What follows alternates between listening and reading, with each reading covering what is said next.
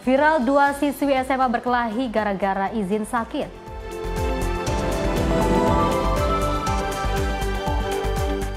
TNI percepat pembangunan koperasi desa Merah Putih.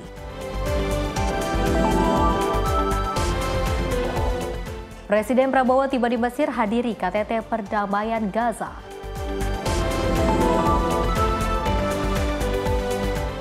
Program makan bergizi gratis di Serang berjalan lancar.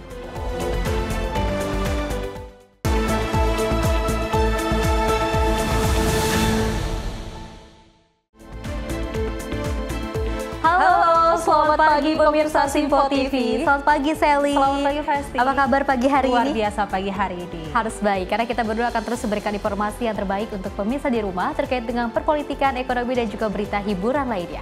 Dan tentunya pemirsa kami akan menghadirkan informasi seputar peristiwa. Bersama saya Sally Sregar dan saya Festi Rahmadi. Inilah Menyapa Indonesia Pagi selengkapnya.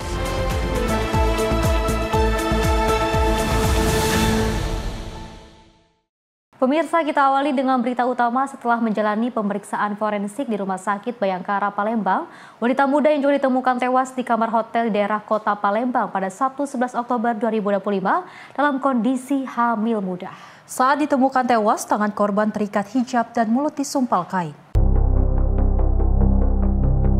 Jenazah wanita muda yang ditemukan tewas di salah satu kamar hotel Indosis di Jalan Perintis Kemerdekaan Kota Palembang pada Sabtu 11 Oktober 2025 sore dibawa oleh tim Inafis Polrestabes Palembang ke Rumah Sakit Bayangkara. Korban bernama Anti Puspitasari berusia 22 tahun, merupakan warga Jalan Tegal Binangun, Kecamatan Pelaju, Kota Palembang. Usai uji forensik selama lebih kurang 2 jam, diketahui korban dalam kondisi hamil muda. Sementara hasil visum ditemukan luka memar dan lebam di bagian wajah, bekas hantaman benda tumpul, serta di leher diduga bekas cekikan. Selain itu, saat ditemukan tangan korban terikat oleh sebuah kain hijab yang diduga milik korban sendiri, serta mulut yang disumpal kain pakaian dalam korban.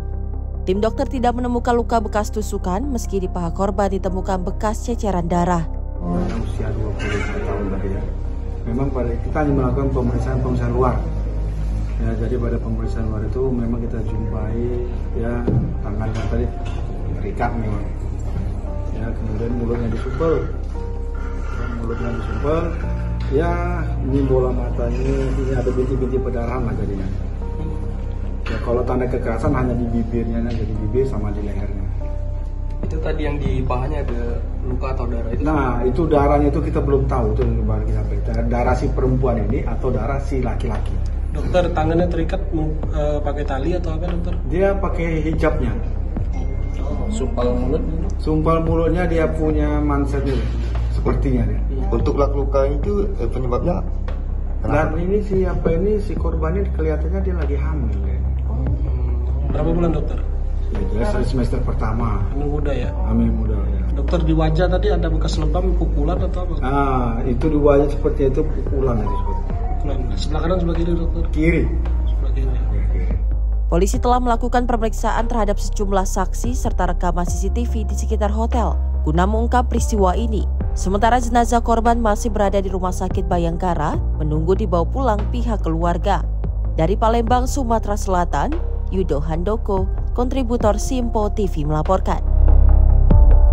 Pemirsa, diduga mengalami pendarahan hebat usai melahirkan seorang diri di dalam kamar mandi umum di kawasan Terminal Kalideres, Jakarta Barat. Seorang wanita tewas bersimbah darah. Jasad korban ditemukan oleh penjaga kamar mandi umum. Ironisnya pemirsa, sang bayi yang baru dilahirkan juga turut tewas dan jasadnya dimasukkan korban ke dalam ember keranjang sampah. Di toilet umum yang berada di dalam kawasan Terminal Kalideres, Jakarta Barat, inilah seorang wanita ditemukan tewas bersimbah darah. Tampak garis polisi pun telah terpasang di lokasi kejadian, sebagai tanda pihak kepolisian tengah melakukan penyelidikan. Korban berinisial H, 38 tahun, warga asal Pandeglang, Banten, diduga tewas akibat kehabisan darah usai melahirkan seorang diri dalam kamar mandi umum yang berada tepat di samping musola terminal. Ironisnya, sang bayi laki-laki yang baru dilahirkan korban tersebut juga turut tewas dan jasadnya dimasukkan korban ke dalam ember keranjang sampah. Menurut penjaga kamar mandi umum, peristiwa itu bermula saat korban yang berprofesi sebagai tukang urut pijat itu tiba-tiba saja terlihat tertatih-tatih berjalan keluar dari kamar mandi umum dengan berlumuran darah sambil mendorong ember keranjang sampah yang ternyata berisi sesosok mayat bayi. Melihat kondisi korban tersebut, penjaga kamar mandi umum sempat menawarkan agar korban dibawa ke bidan maupun rumah sakit terdekat, namun justru korban menolaknya. Dia masuk, dia tuh nggak saya lihat kuat. Kondisinya seperti apa dia? Ya namanya udah capek kali ya. Dia sendirian. Jadi dia melahirkan secara sendiri atau gimana? Ya nggak tahu, pokoknya dia tuh keluar dari WC ini pokoknya dia punya darah. Yang didorong itu apaan? Tong sampah itu tadi. Isinya? Dia nggak lihat kita kalau saya, tapi setelah di situ katanya ada bayi. Bayi. Iya. Meninggal. Iya. Kondisinya meninggal. Pas saya kan cara dicapai itu. Nah, si ibunya meninggal juga, si wanita itu. Dia meninggal di dalam masalahnya, dia kan tidur di dalam masalah itu. Jadi dua-duanya meninggal. Tapi dia sering ke sini. Ya memang pengkerok di sini lah. Tukang kerok. Dia nggak minta tolong apa, teriak tolong? Enggak. Nah, dia nunggu Mbak Yayan ini itu. Mbak Yayan pulang. Coba lihat senjata dulu, saya bilang. Pada itu apa dia sakit. Dan dia keluar dari WC, banyak darah saya pernah. Udah berdarah-darah. Iya, dari sini kan. Darah semua dari sini ke situ. Nah, yang didorong itu apa? Itu sampah itu tadi. Tempat sampah. Iya, yang isinya? Bayi itu tadi. Bayi. Iya. Sebelumnya, warga dan awak bus di terminal bus Kalideres digegerkan dengan penemuan 2 jasad seorang wanita dan bayi laki-laki bersimbah darah di dalam toilet. Kejadian tewasnya ibu dan bayinya tersebut terkuak setelah Kasubit Pemnas Bidang Humas Polda Metro Jaya, AKBP Ronald Simanjuntak, menyampaikannya kepada awak media. Jenazah korban dan bayinya tersebut telah dibawa ke Rumah Sakit Polri Kramat Jati, Jakarta untuk keperluan otopsi. Sementara kasus tewasnya ibu dan bayinya tersebut juga telah ditangani pihak kepolisian Polsek Kalideres, Jakarta Barat. Dari Jakarta, tim kontributor Simpo TV melaporkan. Pemirsa, aksi kejahatan jalanan di Kota Bekasi, Jawa Barat kembali meresahkan. Pasalnya, pemirsa, seorang warga dibacok komplotan begal usai berduel saat motornya hendak dirampas saat berkendara seorang diri. Dari video amatir yang beredar di media sosial, terlihat seorang warga dibacok di bagian pinggul oleh komplotan begal di Jalan Underpass Pasar Baru, Bekasi Timur, Kota Bekasi, Jawa Barat. Korban yang saat itu berkendara seorang diri tiba-tiba dipepet oleh 2 orang pelaku yang berusaha merampas sepeda motornya. Korban melawan hingga terjadi duel di jalan raya. Salah seorang pelaku lalu membacok bagian pinggul korban dan berusaha kabur menggunakan motor hasil rampasan. Namun korban yang masih sadar berhasil merampas kembali motor milik pelaku.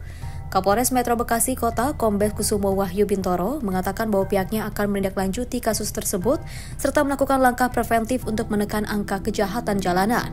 Misalnya ada aksi, kami memang kegiatan-kegiatan preventif ditingkatkan, tapi kami berupaya untuk mengungkapnya. Siapa berani berbuat, dia harus bertanggung jawab.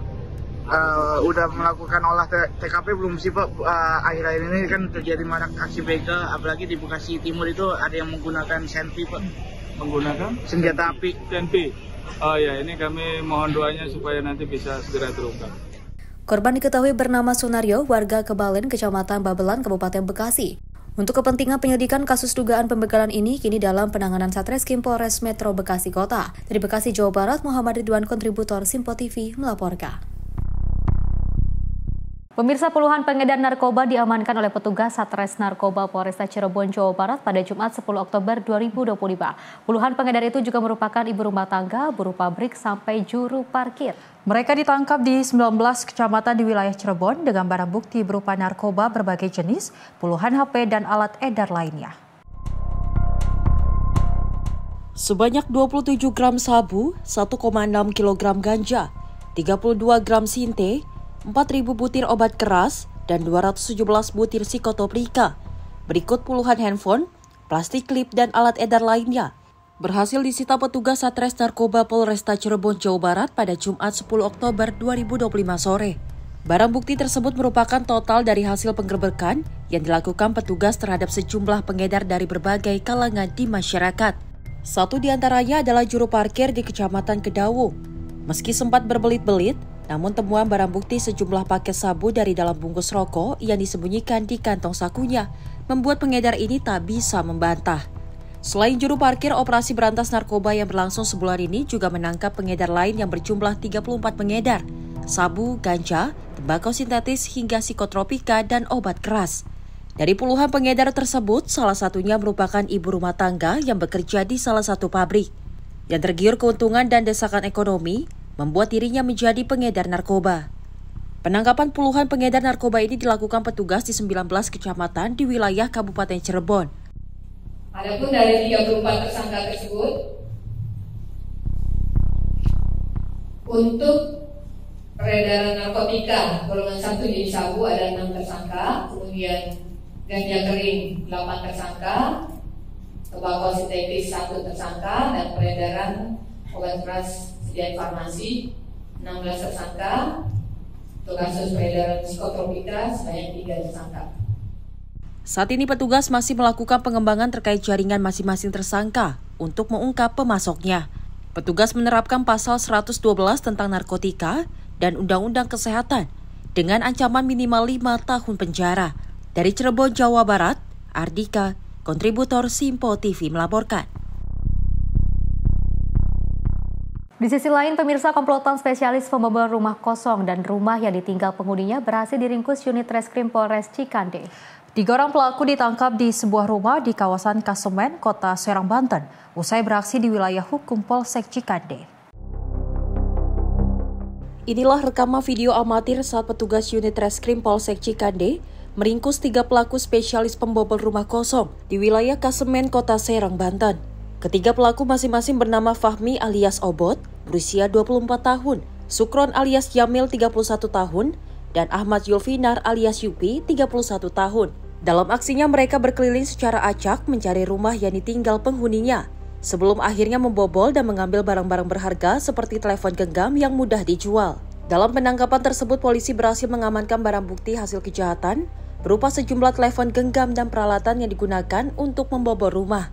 Enggak, kamu selalu rumah kontrakan kan? Selalu rumah kontrakan yang kamu ambil? Iya. Di daerah mana yang paling banyak? Di mau arah Kasemen, Taman Watu, Ciracas, mana lagi? Penangkapan ketiga pelaku ini berhasil dilakukan setelah pihaknya mendapat laporan warga dan melakukan penyelidikan selama beberapa hari. Ya, ada satu TKP, di TKP lainnya ada di Kasemen, di Ciracas, di Cipocok, kemudian ada di Stadion. Itu berapa orang? Ada 3 orang. 3 orang. Barang yang dicari biasanya yang targetnya? Target utama yang HP. Untuk beraksinya sendiri di malam hari, terutama kalau misalnya ada isinya itu waktu sedang tidur. Kebetulan yang di TKP terakhir itu yang di Cikande, itu dia kontrakannya ada orangnya namun sedang tidur. Kalau dicongkel jendela itu kalau dia masuk. Apa sudah ditarget apa ngacak aja sasaran? Ngacak. Jadi ngacak. Dia mencari. Jadi dia juga memperhitungkan jalur untuk larinya, memperhitungkan kondisi setempat, apakah memungkinkan untuk melarikan diri apabila dia ketangkap warga dan sebagainya. Untuk mempertanggungjawabkan perbuatannya, ketiga pelaku saat ini ditahan di Mapolsek Cikande dan dijerat dengan pasal 363 KUHP tentang pencurian dengan pemberatan dengan ancaman hukuman maksimal 7 tahun penjara. Dari Serang, Banten, Firman Arif, kontributor Simpo TV melaporkan. Pemirsa, warga di sekitar kawasan Jalan Baru, Kota Jambi resah akibat aksi gerombolan pengendara motor yang berkeliaran dengan membawa senjata tajam. Aksi tersebut, pemirsa, terekam kamera amatir penumpang bus pada Jumat siang 10 Oktober 2025. Dalam video yang beredar di media sosial, terlihat rombongan diduga geng motor berkeliling di kawasan Jalan Baru, Kota Jambi pada Jumat siang 10 Oktober 2025. Mereka terlihat membawa senjata tajam yang diduga sejenis parang dan celurit. Mereka beraksi secara terang-terangan di siang hari tanpa rasa takut. Diduga gerombolan bermotor itu sedang konvoi dan mencari lawan untuk melakukan tawuran. Tidak ada warga yang terlihat di lokasi saat gerombolan geng motor itu beraksi. Sejumlah kendaraan lain seperti truk dan juga bus berhenti guna menghindari aksi dari gerombolan geng motor tersebut. Mutiara Aina Putri, tim redaksi Simpo TV melaporkan. Pemirsa, 2 kelompok pemuda terlibat tawuran di kawasan Bukit Duri, Tebet, Jakarta Selatan. Kedua kelompok tersebut terlibat saling serang menggunakan petasan dan senjata tajam di tengah jalan raya. Akibat aksi tawuran ini, arus lalu lintas di sekitar lokasi mengalami kemacetan yang panjang. Aksi tawuran antar dua kelompok warga terjadi di kawasan Bukit Duri, Tebet, Jakarta Selatan. Kedua kelompok tersebut terlibat saling serang menggunakan senjata tajam, petasan, dan juga potongan bambu. Polisi dari Polsek Tebet yang mendapat laporan segera datang ke lokasi dan membubarkan massa yang terlibat. Situasi berhasil dikendalikan dan hingga saat ini tidak ada korban luka dilaporkan. Meski demikian, aparat kepolisian masih berjaga di kawasan tersebut untuk mengantisipasi kemungkinan terjadinya tawuran susulan. Tadi kejadian di sini tadi sore hari ada dua kelompok yang memegang senjata, bawa sajam. Iya, membawa sajam, lalu inilah aksi saling serang. Iya, aksi serang. Lalu mereka tuh kayak ngelempar-lempar batu atau saling bacok lah. Petasan itu menggunakan sajam dan petasan. Menggunakan sajam yang kayak yang gede-gede. Lalu mereka tuh membalas membalas serangan, aksi saling serang. Iya, aksi saling serang. Di sini juga sering terjadi tawuran di setiap sore atau malam.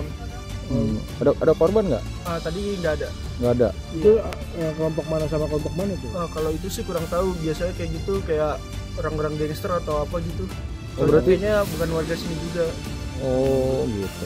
Dengan diri polisi datang bubarin. Iya, polisi tadi datang akhirnya ngebubarin. Dari aksi saling serang antar dua kelompok tersebut, warga setempat mengaku sangat terganggu. Insiden itu juga menyebabkan arus lalu lintas di sekitar lokasi mengalami kemacetan panjang. Polsek Tebet akan terus meningkatkan patroli dan berkoordinasi dengan tokoh masyarakat setempat untuk menjaga keamanan dan ketertiban di wilayah Bukit Duri Selatan. Selain itu, petugas kepolisian mengimbau masyarakat agar tidak mudah terprovokasi dan juga segera melapor jika melihat potensi keributan. Di Jakarta, kontributor Simpo TV melaporkan.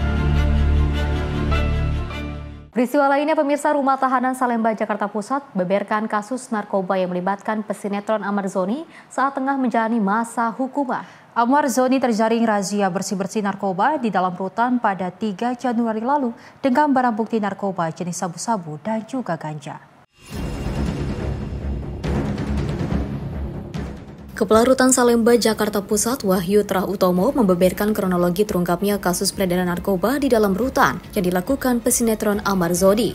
Menurutnya, Ahmad Zoni yang saat itu tengah menjalani masa hukuman atas kasus yang sama tertangkap basah oleh petugas rutan pada 13 Januari 2025 lalu dengan barang bukti 1 paket sabu-sabu dan juga ganja kering. Awalnya petugas berinisial HG curiga dengan gelagat Ahmad Zoni setelah digeledah di kamar hunian Ahmad Zoni. Petugas mendapati 2 paket narkoba jenis sabu seberat 17,61 gram dan juga 24,84 gram ganja. Dari hasil penggeledahan tersebut, pihak Rutan Salemba kemudian membuat laporan ke Polsek Cempaka Putih untuk ditindaklanjuti. Jadi pada tanggal 3 Januari tersebut, peristiwa itu terjadi berdasarkan hasil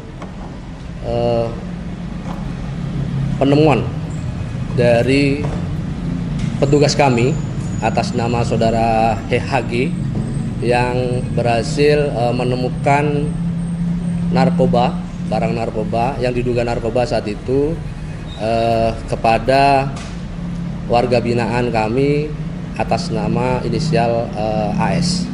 Kemudian dari situ hasil temuan itu kemudian dilaporkan kepada Kepala Pengamanan Rutan, yaitu juga PLH. Kemudian dari PLH, Kepala Kesatuan Pengamanan Rutan segera melaporkan kejadian itu kepada pihak Polsek Cempaka Putih. Dan pihak Polsek Cempaka Putih setelah mendapatkan atau menerima laporan kami segera mendatangi Rutan Kelas 1 Jakarta Pusat. Dan saat itu juga kami segera melakukan laporan dan serah terima barang bukti yang berupa barang yang diduga narkotika. Nah, setelah itu pihak Polsek Cempaka Putih lah yang melakukan proses pemeriksaan lebih lanjut. Dari hasil penyidikan yang juga dilakukan oleh Polsek Cempaka Putih, Ahmad Zoni mengaku mendapatkan barang haram tersebut dari seorang warga binaan berinisial MR. Namun dari keterangan MR justru saling tuding jika barang haram tersebut diakuinya didapat dari Ahmad Zoni. Meski polisi telah mengantongi 1 nama lainnya berinisial A yang juga merupakan warga luar, namun hingga kini belum berhasil ditangkap. Ada saudara AZ menyampaikan bahwa dia mendapatkan dari saudara MR.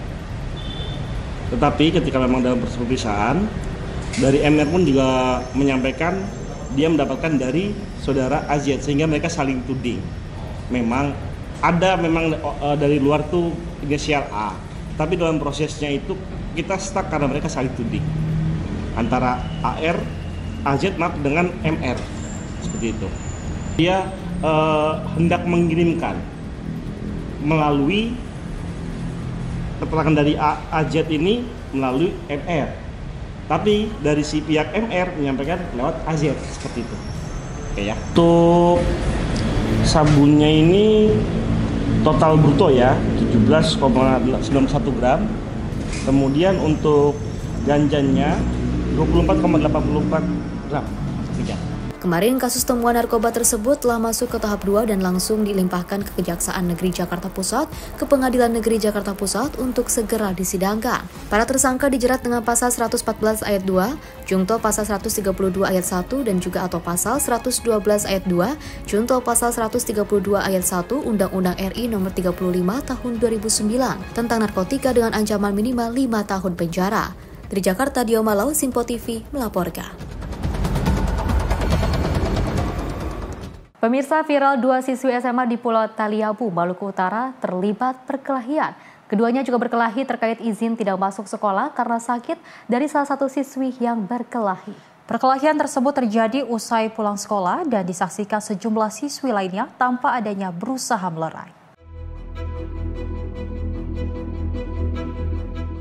2 siswi perempuan yang berasal dari Sekolah Menengah Atas Negeri 7 di Kabupaten Pulau Taliabu, Maluku Utara terlibat perkelahian. Keduanya saling pukul usai pulang sekolah. Mirisnya, aksi duel ini disaksikan langsung puluhan pelajar lainnya. Beberapa di antaranya bahkan ikut merekam serta turut memprovokasi suasana hingga terjadi penganiayaan. Video tersebut direkam pada pekan lalu dan viral. Kejadian itu berawal ketika pelaku berinisial M mengirim pesan di grup WhatsApp kelas bahwa dirinya tidak masuk sekolah karena sakit. Namun korban berinisial S menanggapi pesan tersebut dengan keberatan karena alasan izin yang sering diberikan membuat daftar absen menjadi tidak rapi. Pelaku yang merasa tersinggung menantang korban untuk berkelahi. Adu mulut pun tak terhindarkan hingga berujung pada pemukulan terhadap korban. Sebagai langkah penanganan, polisi telah melakukan visum terhadap korban. Kita ketahui bersama berdasarkan laporan dan pengecekan dari Babin, memang benar terjadi antara teman satu kelas karena ada ketersinggungan antar mereka, dan sudah beredar video viral. Namun dari pihak kepolisian sudah menindaklanjuti untuk turun langsung ke lapangan ke sekolah dan sudah berupaya untuk dimediasi. Sejauh itu apakah ada laporan ke pihak kepolisian? Ya, saat ini berdasarkan hasil mediasi antara para pihak termasuk dari sekolah, guru, dan teman-teman yang ada di lokasi pada saat itu, tuntutan daripada orang tua korban adalah para pelaku tersebut termasuk yang terlibat dikeluarkan daripada sekolah. Tuntutan dari keluarga manakala tidak bisa, yang keluarga akan melaporkan sesuai jalur hukum. Untuk sementara seperti itu. Langkah dari kami kepolisian melalui Bapak Kapolsek Gila itu sudah memerintahkan untuk visum sebagai antisipasi terhadap korban. Barangkali manakala keluarga korban ataupun orang tua dan korban sendiri ingin menempuh jalur hukum dan dilaporkan, berarti visum sudah ada. Meski sempat dilakukan mediasi antara para pelaku, korban maupun pihak sekolah, namun kasus tersebut berbuntut panjang. Sebab orang tua korban memilih menempuh jalur hukum serta meminta pelaku dikeluarkan dari sekolah tersebut. Dari Maluku Utara, kontributor Simpo TV melaporkan. Kekerasan pada anak ini masih terus ada ya Sally, tapi kalau yang kali ini kekerasan antar teman, ini juga anak-anak seperti itu ya. Ini harus ada pengawasan mungkin dari gurunya ketika memang anak ini kan dikabarkan sering izin, terus juga karena alasannya adalah sakit. Mungkin ini harus bisa diberikan sebuah pengarahan, apalagi kalau misalnya memang ada surat izin sakit. Pastikan itu tanda yang memang betul dia adalah sakit seperti itu ya. Mudah-mudahan hal seperti ini ataupun hal-hal sepele ini jangan dipermasalahkan seperti itu ya. Dan kalau kita lihat juga sangat miris sekali kepedulian terhadap lingkungan sekitar ini sekarang sudah mulai berkurang ya. Apalagi mereka ini langsung merekam supaya mendapatkan hal-hal yang viral di media sosial. Ini juga harus ditindaklanjuti. Betul, memang kalau kita lihat ternyata ini yang cukup miris, di mana memang ternyata siswi-siswi yang mungkin melihat perkelahian bukannya melerai, malah memvideokan dan akhirnya viral. Dan memang kalau kita ketahui ternyata dari pihak sekolah ataupun guru dan wali kelas tidak mengetahui adanya perkelahian tersebut. Kita berharap sebaiknya untuk kedepannya mungkin dari pihak sekolah, guru ataupun wali kelas ada lagi pengawasan terhadap siswa-siswanya, karena memang kita tidak mau ada aksi seperti ini. Terlebih memang akhirnya dari pihak korban ini telah melaporkan kepada pihak berwajib untuk terus melanjutkan ke proses hukum, karena memang ternyata dari pihak korban sudah memvisum, hasilnya juga sudah cukup parah dengan adanya bekas-bekas luka ataupun lebam. Kita berharap bahwasanya memang tidak ada kekerasan lagi ya. Mungkin kalau ada permasalahan bisa diselesaikan dengan baik. Betul, amin, mudah-mudahan hal serupa seperti ini tidak kembali terjadi. Dan pemirsa, informasi lainnya akan terus kami hadirkan usai jeda berikut ini.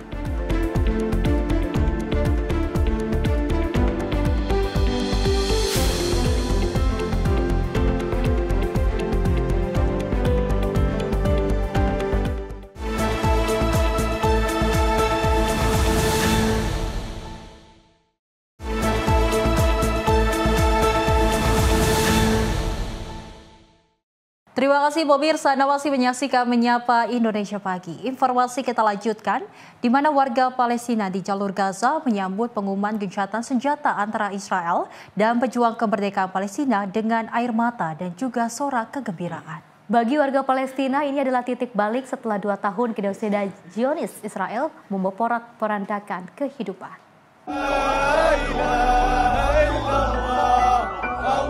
Warga Palestina di jalur Gaza menyambut pengumuman gencatan senjata antara Israel dan pejuang kemerdekaan Palestina dengan air mata dan juga sorak kegembiraan. Begitu kabar gencatan senjata menyebar, warga Khan Yunis di Gaza bagian selatan berbondong-bondong turun ke jalan. Bagi warga Palestina, ini adalah titik balik setelah 2 tahun genosida Zionis Israel memporak-porandakan kehidupan. Kesepakatan gencatan senjata ini diumumkan oleh Presiden Amerika Serikat Donald Trump pada Rabu 8 Oktober 2025 malam. Mediator dari Qatar menyatakan rincian tambahan dari kesepakatan damai akan disampaikan dalam waktu dekat. Meski demikian, pertahanan sipil Gaza masih mencatat beberapa serangan udara Israel.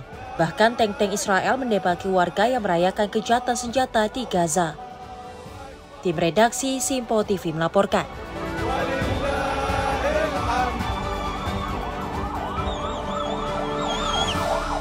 Pemirsa, Gubernur DKI Jakarta Pramono Anung mengapresiasi kondisi nihil kebakaran di wilayah Kebayoran Lama sepanjang tahun 2025. Dan Pramono berharap keberadaan pos damkar di wilayah tersebut dapat menjaga capaian yang sudah dipertahankan. Gubernur Jakarta Pramono Anung mengapresiasi nihilnya angka kebakaran di Kebayoran Lama yang masih nol hingga saat ini. Pramono berharap prestasi itu dapat dipertahankan dan ingin agar angka tersebut dapat menjadi contoh bagi tempat-tempat lain di Jakarta. Dirinya mengatakan jumlah penduduk di kawasan tersebut kurang lebih sekitar 17.000 jiwa. Oleh karenanya, ia mengaku senang dengan dibangunnya pos pemadam kebakaran di Kebayoran Lama. Dan ini terbukti, saya tadi mendapatkan laporan dari Kepala Dinas Pemadam Kebakaran dari Pak Bayu bahwa di tahun 2025 Kebayoran Lama ini kebakarannya 0. Dan mudah-mudahan ini bisa dipertahankan prestasinya, karena sekali lagi di tempat ini sudah ada APAR kurang lebih 30 APAR. Sehingga apa yang dilakukan menunjukkan bahwa proses creative financing Rislah dengan PT Pacific Equity Management ini memang benar-benar berjalan dengan baik dan efektif. Makanya saya bersedia untuk meresmikan sekaligus ini menjadi role model percontohan di tempat-tempat lain di Jakarta. Karena tidak mungkin di tempat-tempat yang masuk ke dalam ini semuanya ditangani dengan melalui pada level kecamatan atau pada level kota. Dari Jakarta, Sri Dewi Andayani, Azizul Hakim, Simpo TV melaporkan. Pemirsa, pimpinan MPR Edi Suparno mengatakan kasus pencemaran zat radioaktif Cesium-137 harus diberikan pengawasan secara ketat, khususnya dalam impor bara. Menurutnya pemirsa, hal ini menjadi perhatian serius mengingat berdampak kepada kesehatan dan juga kepercayaan investor. Kementerian Lingkungan Hidup mengungkapkan bahwa kasus pencemaran zat radioaktif Cesium-137 naik ke tahap penyidikan. Pasalnya, pencemaran zat tersebut diduga berdampak terhadap salah satu makanan yang dikonsumsi masyarakat, yakni udang. Selain itu, Edi mengatakan bahwa kabar radioaktif pencemaran di Cikande lantaran impor besi dan baja dari Filipina. Edi menegaskan perlu adanya pengawasan secara ketat terhadap barang produksi impor. Menurutnya, hal ini menjadi perhatian serius mengingat berdampak pada kesehatan dan kepercayaan investor akan produk Indonesia. Kami sudah menyampaikan dari awal juga bahwa memang ini adalah masalah pengawasan yang memang merupakan salah satu titik koordinasi yang perlu kita perkuat, apalagi kita bicara mengenai pengawasan dari barang-barang yang diimpor. Sebagaimana kita ketahui, banyak bahan produksi yang kita harus impor dari luar negeri. Oleh karena itu kita berharap bahwa ada pengawasan yang lebih ketat lagi, karena indikasinya yang kemarin terjadi kasus radioaktif adalah dari impor besi baja dari luar negeri ya. Dari, kalau saya tidak salah, dari Filipina. Mohon saya dikoreksi kalau saya salah. Tetapi kalau memang itu terjadi dan mempengaruhi Indonesia secara keseluruhan, apalagi juga terpengaruh ekspor Indonesia ke luar negeri, saya kira ini membutuhkan perhatian serius. Pintu-pintu impor perlu diperketat, pemeriksaan juga perlu diperketat, terutama untuk mencegah jangan sampai masalah ini, karena radioaktif itu merupakan hal yang sangat serius, berdampak pada kesehatan dan berdampak kepada kepercayaan masyarakat akan produk Indonesia yang akan kita ekspor. Saya yakin bahwa pemerintah telah melakukan langkah-langkah yang komprehensif untuk mencegah hal terjadi, tetapi kami sebagai lembaga legislatif yang memiliki juga tugas untuk melakukan pengawasan, tentu kami akan ikut mengawasi agar jangan sampai terulang lagi, dan ini menurut saya akan sangat penting ke depannya. Dari Jakarta, Farizal Ahmad Amin, Sinpo TV melaporkan. Pemirsa, Kementerian Kebudayaan menggelar kegiatan kenduri budaya pangan lokal Nusantara di Museum Nasional Indonesia, Jakarta. Penyelenggaraan ini dilakukan untuk menyambut peringatan Hari Pangan Internasional dan Hari Kebudayaan.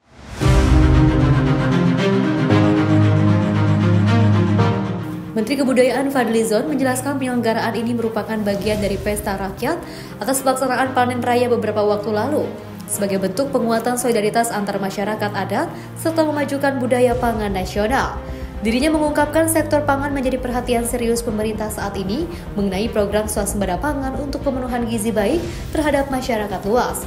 Kenduri budaya pangan lokal Nusantara ini digelar untuk menyambut Hari Pangan Internasional dan Hari Kebudayaan pada 16 Oktober mendatang. Diketahui kegiatan kenduri ini dilaksanakan usai panen raya yang dilakukan 3 bulan lalu di 26 titik masyarakat adat tanah air. Adapun panen ini disoroti sesuai dengan salah satu misi Astacita pemerintahan Presiden Prabowo mengenai kemandirian pangan. Kalau kita lihat, pangan lokal ini adalah warisan budaya yang merupakan cermin identitas, tradisi, kearifan lokal, jati diri bangsa. Setiap daerah punya sistem budaya pangan lokal yang terbentuk dari interaksi yang panjang antara manusia, alam, dan kepercayaan dari leluhur. Filosofi kegiatan kenduri budaya pangan lokal Nusantara ini berasal dari kegiatan kenduri.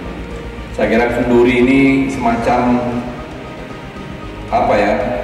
pesta atau pesta adat atau silaturahmi budaya, tradisi makan bersama yang hidup di tengah-tengah masyarakat di Indonesia yang sudah turun-temurun lintas generasi dan merupakan wujud nyata keberagaman pangan lokal yang mendukung gizi tercukupi bagi masyarakat. Dari Jakarta, Max Diomalau, Sinpo TV melaporkan. Pemirsa, untuk memastikan program makan bergizi gratis berjalan aman dan higienis, Dinas Pendidikan dan juga Kebudayaan Kota Serang, Banten ini melakukan inspeksi mendadak ke sejumlah sekolah. Sidak dilakukan untuk mengantisipasi terjadinya kasus keracunan makanan di lingkungan sekolah. Dinas Pendidikan dan Kebudayaan atau Dindikbud Kota Serang, Banten mendatangi langsung SD Negeri Sempu 1 untuk meninjau program makan bergizi gratis atau MBG. Dindikbud memeriksa jenis menu dan bahan makanan yang disediakan untuk para siswa. Makanan yang diberikan harus dipastikan aman, tidak basi dan diolah secara higienis. Dindikbud juga mengingatkan agar pihak sekolah maupun guru melakukan tes sederhana terhadap makanan sebelum diberikan kepada siswa untuk menghindari keracunan makanan. Hingga saat ini program makan bergizi gratis di seluruh sekolah dasar Kota Serang, Banten berjalan lancar tanpa laporan kasus keracunan. Kedepannya Dinas Pendidikan akan terus melakukan pengawasan secara berkala, termasuk meninjau proses pemasakan di dapur umum. Langkah ini diharapkan dapat memberikan rasa aman kepada siswa dan orang tua dalam mendukung program makan bergizi gratis pemerintah. Memang ada ada SOP sebelum siswa makan itu ada testing yang dilakukan oleh para guru, minimal kepala sekolahnya, agar murid tidak terjadi apa-apa nanti. Kalau misalkan ini dipastikan oleh gurunya, insya Allah murid akan selamat dari beberapa persoalan tentang keracunan lainnya.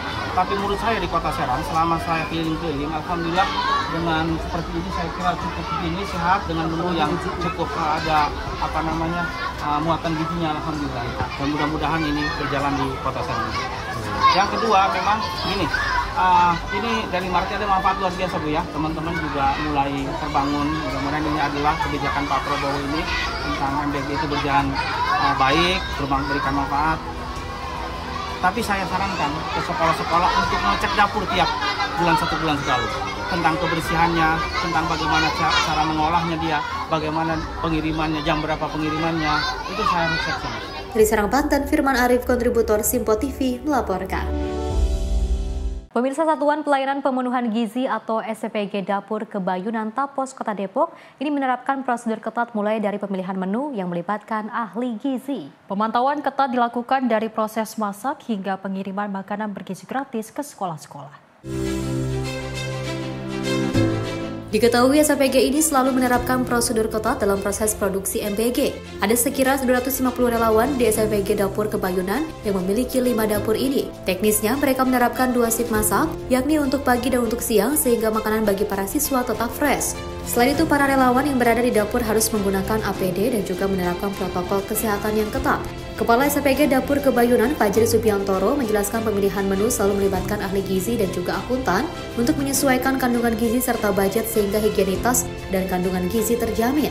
Selain itu, pihaknya melibatkan 70% warga sekitar menjadi relawan sehingga menyerap tenaga kerja. Bahkan untuk pembelian bahan baku melibatkan supplier yang juga berbeda-beda. Pengawasan higienitas pertama dari bahan baku kita mencari bahan-bahan dengan kualitas terbaik. Tentunya sejak awal bahan baku datang, uji organoleptik itu kita terapkan dari panca indera, dari tekstur, bau, dan itu produk-produk hewani seperti daging maupun sayur dan buah. Untuk bahan bakunya, untuk pengolahan juga kita punya standar untuk biasanya potong lebih dahulu, kemudian pencucian di akhir dan dilanjutkan masak. Untuk SDM-nya itu kita mewajibkan APD lengkap dengan helmet, masker, safety, sepatu sekali pakai. Pihaknya memastikan proses produksi hingga penyaluran MBG higienis dan diawasi ketat. SPG di Dapur Kebayunan ini sendiri memiliki 5 dapur yang memproduksi 18.000 porsi MBG, kemudian disalurkan ke sekolah yang berada di wilayah Kecamatan Tapos, Kota Depok. Dari Kota Depok, Jawa Barat, Muhammad Iswanto, kontributor Simpo TV melaporkan. Dalam rangka HUT ke-80 Pusat Kesehatan TNI Angkatan Darat atau Puskesat menyelenggarakan kegiatan pelayanan kesehatan dan pengobatan gratis untuk masyarakat di RW 11 Kelurahan Kramat Jati, Jakarta Timur. Kegiatan ini menjadi bagian dari rangkaian bakti sosial nasional yang diselenggarakan serentak di seluruh jajaran kesehatan TNI Angkatan Darat. Kepala Pusat Kesehatan Angkatan Darat Majen TNI Dr. Bima Wisnu Nugraha menjelaskan bahwa kegiatan pelayanan kesehatan dan pengobatan gratis ini merupakan wujud nyata dari pengabdian TNI Angkatan Darat untuk masyarakat. Menurutnya, selain memberikan pelayanan kesehatan bagi prajurit dan keluarga besar TNI, Puskesat juga memiliki tanggung jawab untuk hadir di tengah masyarakat dalam upaya meningkatkan derajat kesehatan publik. Adapun kegiatan bakti sosial ini melibatkan sedikitnya 40 tenaga medis dari jajaran Puskesat yang juga memberikan layanan pengobatan umum, pemeriksaan kesehatan, dan konsultasi medis secara gratis. Kapuskesat menyebut melalui momentum hari ulang tahun ke-80 Puskesat, seluruh jajaran kesehatan TNI Angkatan Darat diajak untuk terus berbuat terbaik bagi rakyat, sekaligus mendukung program pemerintah dalam peningkatan pelayanan kesehatan di berbagai daerah. Dalam rangkaian kegiatan ulang tahun Satuan, tepatnya tanggal 26 Oktober yang ke-80 untuk tahun ini, maka kami melakukan rangkaian kegiatan antara lain adalah bakti sosial. Bakti sosial yang sudah kami lakukan serentak di seluruh daerah itu adalah donor darah, pengobatan umum, dan khitanan massal setelah operasi katarak. Untuk donor darah, kami alhamdulillah sudah terseluruh Indonesia di dalam rangkaian ulang tahun kami yang kami padukan juga dengan ulang tahun TNI, maka kami berhasil mengumpulkan partisipasi donor darah sekitar 40.000 dari yang keseluruhan jajaran TNI Angkatan Darat. Kemudian untuk kegiatan yang lain, khususnya untuk di Mabes Kesat sendiri, kami melakukan satu kegiatan kunjungan kepada pasien yang kami rasakan membutuhkan. Nah, salah satunya adalah di Kelurahan Kramat Jati ini. Dari Jakarta, Gia Nabila, Mutia Anggiani, Simpo TV melaporkan. Pemirsa, Bilkis Raihana, siswi kelas 11 di SMA unggulan MH Tamrin Jakarta, membagikan harapannya punya mimpi besar untuk membangun sekolah di daerah tertinggal. Dan ia berharap program Sekolah Garuda dapat membantunya menggapai cita-cita tersebut melalui pendidikan berkualitas. Saya ingin mengadakan pemerataan terhadap daerah-daerah yang terpencil. Bilkis Raihana, siswa kelas 11 SMA Negeri Unggulan MH Tamrin, memiliki mimpi besar untuk kuliah di Jerman mengambil jurusan teknik sipil. Putri dari seorang guru mengaji ini bercita-cita membangun sekolah di daerah-daerah tertinggal agar pendidikan bisa diakses lebih merata di seluruh pelosok negeri. Ia berharap program Sekolah Garuda yang diterapkan di sekolahnya bisa menjadi jalan untuk mewujudkan impian tersebut. SMA Negeri Unggulan MH Tamrin merupakan salah satu dari 12 sekolah yang ditetapkan sebagai Sekolah Garuda Transformasi oleh Kementerian Pendidikan Tinggi Sains dan Teknologi. Program ini diluncurkan di 16 lokasi di Indonesia, termasuk sekolah unggulan dari Aceh hingga Papua Barat Daya. Saya ingin mengadakan pemerataan terhadap daerah-daerah yang terpencil. Jadi kan beberapa daerah terpencil itu bahkan sekolahnya itu minim kan. Nah, saya juga ingin dengan bekal saya yaitu sebagai insinyur sipil, saya ingin membangun sekolah-sekolah di daerah terpencil itu sehingga selain tersedia pemerataan infrastruktur juga pemerataan terhadap pendidikan juga. Untuk di Jerman sendiri aku beberapa udah cari, jadi paling kayak kalau nggak salah itu namanya München University itu mungkin untuk jurusannya itu teknik sipil. Menteri Pendidikan Tinggi Sains dan Teknologi Brian Yuliarto menyampaikan bahwa program Sekolah Garuda dirancang untuk mendukung siswa-siswi berprestasi dalam mengembangkan bakat di bidang STM. Pemerintah ingin menciptakan lebih banyak wahana pendidikan berkualitas agar generasi muda seperti Bilkis bisa menjadi agen perubahan bagi bangsa. Tim redaksi Simpo TV melaporkan. Pemirsa, Tentara Nasional Indonesia bersama dengan PT Agrinas Pangan Nusantara menandatangani perjanjian kerjasama dalam rangka percepatan pembangunan koperasi desa dan kelurahan Merah Putih atau KDKMP. Kerjasama ini, pemirsa, menjadi bagian dari komitmen TNI untuk mendukung program pemerintah dalam mewujudkan kemandirian pangan dan juga peningkatan kesejahteraan masyarakat. Acara penandatanganan perjanjian kerjasama antara TNI dan PT Agrinas Pangan Nusantara digelar di Gedung Sudirman, Markas Besar TNI Cilangkap, Jakarta Timur. Wakil Panglima TNI, Letjen Tandio Budi Revita, menjelaskan bahwa kerjasama ini menjadi langkah strategis dalam percepatan pembangunan koperasi desa dan kelurahan Merah Putih atau KDKMP sebagai upaya TNI mendukung program pemerintah dalam meningkatkan kesejahteraan masyarakat dan kemandirian pangan nasional. Tandio mengatakan, hal ini juga merupakan tindak lanjut dari arahan Presiden Prabowo Subianto untuk menggerakkan potensi nasional secara terpadu antara pemerintah, BUMN, dan TNI. TNI dan Agrinas Pangan Nusantara membuat kerjasama untuk bisa mewujudkan bagaimana atau merealisasikan koperasi desa Merah Putih ini dalam waktu yang singkat tingkatkan juga beroperasi. Tentunya target gerakan koperasi Pak Jomuta tadi Menteri yang menyampaikan Kami dari TNI akan menyupport menjadi semuanya sehingga program jadi unggulan dari Bapak Presiden ini bisa tercapai dalam waktu yang sesingkat-singkatnya. Tim redaksi Simpo TV melaporkan. Salah satu langkah untuk meningkatkan ekonomi Indonesia hingga 8% bahkan hingga meningkat ya. Saya dan juga pemirsa banyak sekali langkah yang dilakukan oleh Presiden Prabowo Subianto mulai menggencarkan beberapa program prioritas. Salah satunya adalah Koperasi Desa Merah Putih. Ini juga untuk mengembangkan agar nantinya para anak desa ini dan juga di desa ini bisa mendapatkan ekonomi yang juga justru lebih baik lagi seperti itu. Apalagi kan kalau misalnya kita lihat hal ini tuh harus adanya kolaborasi lintas sektor, lintas kementerian seperti itu ya. Tapi tidak hanya lintas kementerian saja, institusi juga turut mengikuti. Salah satunya juga ada TNI yang melakukan kerjasama dengan PT Agrinas untuk memajukan Koperasi Desa Merah Putih jauh lebih baik lagi. Betul, memang kalau kita lihat Vesti dan pemirsa di mana dari terbentuknya Koperasi Desa Kelurahan Merah Putih di tanggal 21 Juli yang telah diresmikan oleh Prabowo Subianto. Ini memang menunjukkan sebuah perkembangannya baik. Di mana memang ditargetkan 80.000 koperasi desa, namun ternyata saat diresmikan ini lebih dari 80.000 desa. Keren, ini menunjukkan bahwasanya ternyata masyarakat desa sudah lebih mau untuk meningkatkan ekonominya,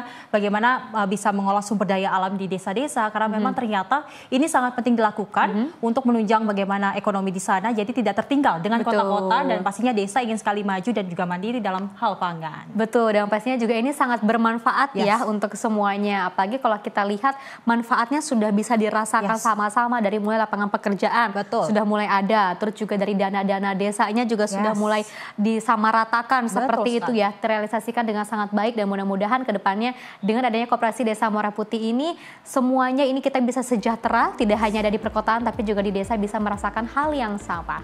Dan pemirsa, informasi lainnya akan terus kami hadirkan usai jeda berikut ini.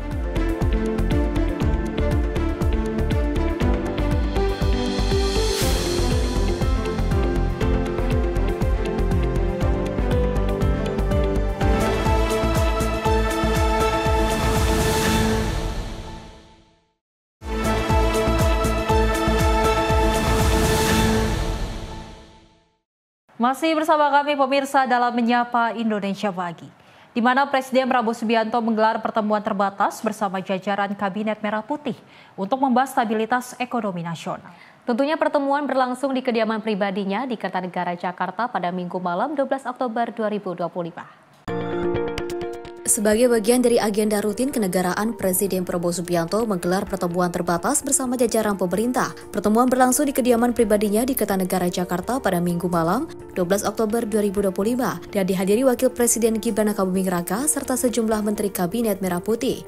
Menteri Sekretaris Negara Prasetyo Hadi menjelaskan bahwa salah satu fokus utama dalam pembahasan adalah stabilitas sistem keuangan dan juga perbankan nasional.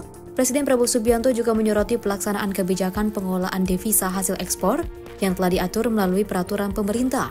Isu-isu strategis tersebut menjadi sorotan dalam rangka memperkuat fondasi ekonomi negara. Baik, malam hari ini sebenarnya pertemuan rutin sebagaimana setiap minggu ya. Kadang-kadang hari Sabtu, kadang-kadang hari Minggu. Jadi di setiap waktu kosong Bapak Presiden kemudian memanggil para menteri. Memang malam ini lumayan lengkap karena Bapak Wakil Presiden juga berkenan hadir. Kemudian ada beberapa Menko dan beberapa menteri terkait. Pertama, beliau seperti biasa mengupdate segala program yang sudah dikerjakan oleh pemerintah. Tetapi memang terus terang malam hari ini tadi ada beberapa hal yang dibahas secara khusus. Salah satunya mengenai sistem keuangan dan sistem perbankan kita, termasuk tadi membahas mengenai hasil dari peraturan pemerintah yang kita keluarkan berkenaan dengan masalah devisa hasil ekspor, salah satunya. Selain itu, Presiden memberikan arahan terkait perkembangan program prioritas di berbagai sektor. Pertemuan ini mencerminkan komitmen kuat serta memastikan kebijakan pemerintah berjalan efektif dan sejalan dengan tujuan menjaga stabilitas nasional dan memperkuat ketahanan ekonomi Indonesia. Tim redaksi Simpo TV melaporkan. Pemirsa, dalam rangka HUT ke-80 Pusat Kesehatan TNI Angkatan Darat atau Puskesat ini menyelenggarakan kegiatan pelayanan kesehatan dan juga pengobatan gratis untuk masyarakat di RW 11 Kelurahan Keramat Jati, Jakarta Timur. Kegiatan ini menjadi bagian dari rangkaian bakti sosial nasional yang dilaksanakan serentak di seluruh jajaran kesehatan TNI Angkatan Darat. Kepala Pusat Kesehatan Angkatan Darat Majen TNI Dr. Bima Wisnu Nugraha menjelaskan bahwa kegiatan pelayanan kesehatan dan pengobatan gratis ini merupakan wujud nyata dari pengabdian TNI Angkatan Darat untuk masyarakat. Menurutnya, selain memberikan pelayanan kesehatan bagi prajurit dan keluarga besar TNI, Puskesat juga memiliki tanggung jawab untuk hadir di tengah masyarakat dalam upaya meningkatkan derajat kesehatan publik. Adapun kegiatan bakti sosial ini melibatkan sedikitnya 40 tenaga medis dari jajaran Puskesat yang juga memberikan layanan pengobatan umum, pemeriksaan kesehatan, dan konsultasi medis secara gratis. Kapuskesat menyebut melalui momentum hari ulang tahun ke-80 Puskesat, seluruh jajaran kesehatan TNI Angkatan Darat diajak untuk terus berbuat terbaik bagi rakyat, sekaligus mendukung program pemerintah dalam peningkatan pelayanan kesehatan di berbagai daerah. Dalam rangkaian kegiatan ulang tahun Satuan, tepatnya tanggal 26 Oktober yang ke-80 untuk tahun ini, maka kami melakukan rangkaian kegiatan antara lain adalah bakti sosial. Bakti sosial yang sudah kami lakukan serentak di seluruh daerah itu adalah donor darah, pengobatan umum, dan kitanan massal setelah operasi katarak. Untuk donor darah, kami alhamdulillah sudah terseluruh Indonesia di dalam rangkaian ulang tahun kami yang kami padukan juga dengan ulang tahun TNI, maka kami berhasil mengumpulkan partisipasi donor darah sekitar 40.000 dari yang keseluruhan jajaran TNI Angkatan Darat. Kemudian untuk kegiatan yang lain, khususnya untuk di Mapuskesat sendiri, kami melakukan satu kegiatan kunjungan kepada pasien yang kami rasakan membutuhkan. Nah, salah satunya adalah di Kelurahan Kramat Jati ini. Dari Jakarta, Gia Nabila, Mutia Anggiani, Simpo TV melaporkan. Pemirsa, seorang siswi SMAN unggulan MH Tamrin Jakarta mencuri perhatian dalam acara peluncuran program Sekolah Garuda Transformasi. Dengan penuh percaya diri, ia menyampaikan cita-cita dan harapannya di hadapan peserta yang hadir. Saya ingin mengadakan pemerataan terhadap daerah-daerah yang terpencil. Bilkis Raihana, siswa kelas 11 SMA Negeri Unggulan MH Tamrin, memiliki mimpi besar untuk kuliah di Jerman mengambil jurusan teknik sipil. Putri dari seorang guru mengaji ini bercita-cita membangun sekolah di daerah-daerah tertinggal agar pendidikan bisa diakses lebih merata di seluruh pelosok negeri. Ia berharap program Sekolah Garuda yang diterapkan di sekolahnya bisa menjadi jalan untuk mewujudkan impian tersebut. SMA Negeri Unggulan MH Tamrin merupakan salah satu dari 12 sekolah yang ditetapkan sebagai Sekolah Garuda Transformasi oleh Kementerian Pendidikan Tinggi Sains dan Teknologi. Program ini diluncurkan di 16 lokasi di Indonesia, termasuk sekolah unggulan dari Aceh hingga Papua Barat Daya. Saya ingin mengadakan pemerataan terhadap daerah-daerah yang terpencil. Jadi kan beberapa daerah terpencil itu bahkan sekolahnya itu minim kan. Nah, saya juga ingin dengan bekal saya yaitu sebagai insinyur sipil, saya ingin membangun sekolah-sekolah di daerah terpencil itu sehingga selain tersedia pemerataan infrastruktur juga pemerataan terhadap pendidikan juga. Untuk di Jerman sendiri aku beberapa udah cari, jadi paling kayak kalau nggak salah itu namanya München University itu mungkin untuk jurusannya itu teknik sipil. Menteri Pendidikan Tinggi Sains dan Teknologi Brian Yuliarto menyampaikan bahwa program Sekolah Garuda dirancang untuk mendukung siswa-siswi berprestasi dalam mengembangkan bakat di bidang STM. Pemerintah ingin menciptakan lebih banyak wahana pendidikan berkualitas agar generasi muda seperti Bilkis bisa menjadi agen perubahan bagi bangsa. Tim redaksi Simpo TV melaporkan. Pemirsa, Presiden RI Prabowo Subianto tiba di Mesir untuk menghadiri KTT Perdamaian Sharm el-Sheikh. Setibanya di Bandara Sharm el-Sheikh, Presiden Prabowo Subianto disambut oleh pejabat Mesir dan perwakilan KBRI Kairo.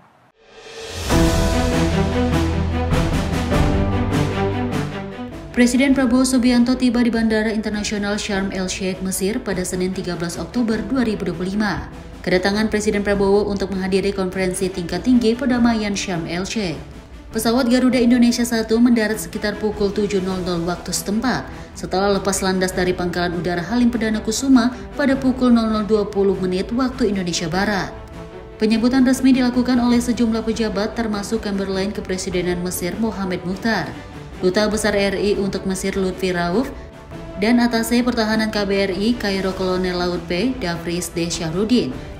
Selama berada di Mesir, Presiden dijadwalkan menghadiri KTT yang membahas perjanjian perdamaian dan penghentian perang di Gaza.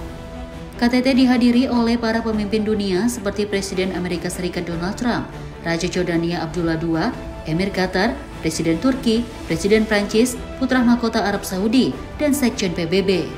Kehadiran Presiden Prabowo menjadi simbol pentingnya peran Indonesia dalam mendorong perdamaian global sejalan dengan amanat konstitusi untuk ikut menciptakan ketertiban dunia. Turut serta mendampingi Presiden yaitu Menteri Luar Negeri Sugiono dan Sekretaris Kabinet Teddy Indrawijaya. Tim redaksi Simpo TV melaporkan. Selain itu, pemirsa, Menteri Sekretaris Negara Prasetyo Hadi mengajak masyarakat Indonesia untuk terus memberikan dukungan kepada tim nasional Indonesia. Dukungan diharapkan terus diberikan meski langkah tim Garuda harus terhenti di kualifikasi Piala Dunia 2026. Menteri Sekretaris Negara Prasetyo Hadi mengajak masyarakat Indonesia untuk terus memberikan dukungan kepada tim nasional Indonesia meski langkah Garuda harus terhenti di kualifikasi Piala Dunia 2026. Prasetyo menilai permainan timnas Indonesia melawan Irak di Stadion King Abdullah Sport City Jeddah sudah sangat baik, hanya saja keberuntungan belum berpihak. Timnas Indonesia harus mengakhiri perjuangannya setelah kalah tipis 0-1 dari Irak. Gol tunggal Zidan Iqbal pada menit ke-76 menjadi pembeda dalam laga yang berlangsung ketat. Tadi malam mainnya luar biasa bagus sebenarnya, tapi memang mungkin nasib belum berpihak. Kita coba lagi, ya. Kita evaluasi, kita perbaiki lagi, jangan patah semangat, terus jangan pernah lelah untuk mencintai timnas Indonesia kita. Meski kalah, permainan Garuda mendapat banyak pujian dibandingkan laga perdana melawan Arab Saudi. Kali ini Indonesia tampil lebih percaya diri dan matang. Jai Aidas dan kawan-kawan mampu menguasai bola, menekan, serta menciptakan beberapa peluang emas yang nyaris membuahkan gol. Dari Jakarta, Dio Malawu, Simpo TV melaporkan. Ya, saya dan juga pemirsa, kita memang mendapatkan kabar yang kurang mengenakan ya, di mana timnas Indonesia ini tidak berhasil untuk lolos ke Piala Dunia, tapi kita juga turut mengapresiasi kepada para pemain, pelatih dan juga jajaran terkait yang juga mendukung lahirnya ataupun hadirnya timnas Indonesia. Pastinya juga telah memberikan performa yang sangat luar biasa, pertandingan yang sangat baik seperti itu ya.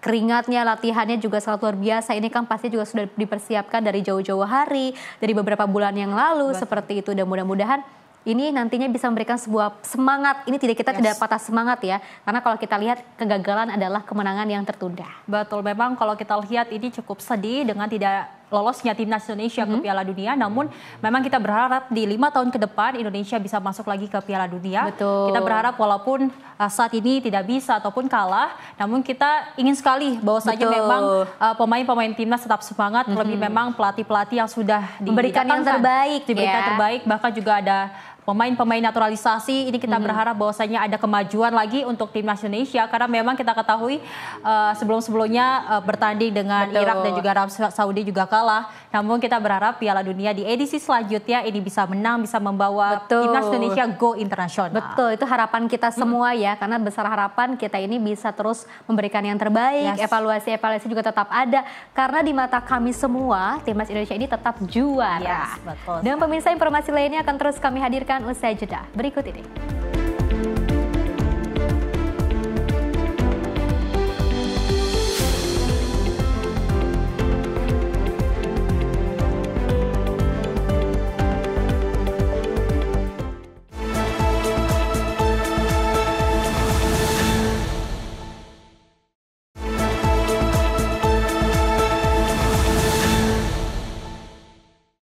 Selamat pagi pemirsa, Anda masih menyaksikan Menyapa Indonesia Pagi. di mana pemerintah Kabupaten Bogor kembali menggelontorkan anggaran bantuan keuangan sebanyak 1 miliar satu desa untuk membangun infrastruktur di pedesaan melalui bantuan keuangan dari APBD. Anggaran sebesar 1 miliar rupiah per desa, bantuan keuangan bersumber dari APBD Kabupaten Bogor yang disalurkan di 4.019 desa kelurahan di Kabupaten Bogor, Jawa Barat.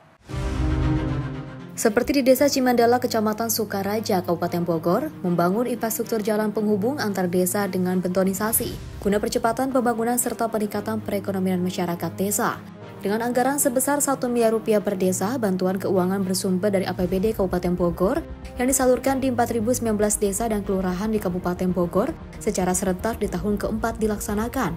Bertujuan guna untuk menopang mobilitas warga dengan membangun jalan serta membangun fasilitas umum lainnya. Kepala Desa Cimandala Aditya Agung mengapresiasi program unggulan Pemkab Bogor setiap tahunnya dalam upaya pemerataan pembangunan pedesaan dengan membangun jalan penghubung antar kampung serta membangun tembok penahan tebing di desanya bisa memudahkan mobilitas warga kampung dalam peningkatan ekonomi masyarakat desa. Pengerjaan betonisasi melibatkan masyarakat setempat secara padat karya. Ada pengecoran jalan bersumber dari Banke Kabupaten Bogor. Alhamdulillah bisa dilaksanakan di RT 4 RW 5 Desa Cimandala. Ini adalah jalan yang menghubungkan antara wilayah. Jadi kita melanjutkan program Tamisade yang sebelumnya. Jadi ini lanjutan, Pak. Panjangnya 335 meter dengan ketebalan 15 cm dengan lebarnya 2,5 meter. Nah, kita kerjakan di malam hari karena pertama agar tidak mengganggu mobilitasi warga karena memang kondisi jalannya cukup ramai, jadi kita laksanakan di malam hari. Dan juga kita untuk menjaga kualitas beton, karena beton ini kalau terlalu cepat kering, cepat panas, itu ada kemungkinan retak-retak. Bekerja dari lingkungan sekitar. Titiknya ada 2, pertama di sini, lalu ada di RT 7 RW 5, dan termasuk juga TPT di sana. Sementara itu, Bupati Bogor Rudi Susmanto di tahun keempat bantuan keuangan bersumber dari APBD Kabupaten Bogor bisa dimanfaatkan semaksimal mungkin dengan sasaran infrastruktur jalan, sarana pendidikan satu desa satu sarjana, pembangunan TPST di tiap desa, fasilitas keagamaan, serta pemodalan UMKM di tiap desa. Pertama, untuk infrastruktur tetap. Lalu kedua, ada untuk non-infrastruktur, salah satunya adalah minimal satu desa satu sarjana setiap tahun. Lalu kedua, terkait pengelolaan sampah. Ketiga, untuk memberikan dukungan terhadap para pelaku UMKM. Keempat, untuk kegiatan sosial keagamaan. Ada beberapa kobong-kobong di desa-desa yang belum berbadan hukum dan skalanya majelis-majelis di tingkat desa supaya kita juga bisa mensupport membangun melalui bantuan keuangan. Kita rencanakan, mudah-mudahan disetujui oleh DPRD, nilainya per tahun yang tadinya maksimal 1 miliar berubah menjadi maksimal 1,5 miliar. Ya. Program unggulan Pemkab Bogor melalui penyaluran bantuan keuangan di tiap desa akan terus dijalannya sehingga pemerataan ekonomi di pedesaan bisa teratasi. Dari Bogor, tim kontributor melaporkan.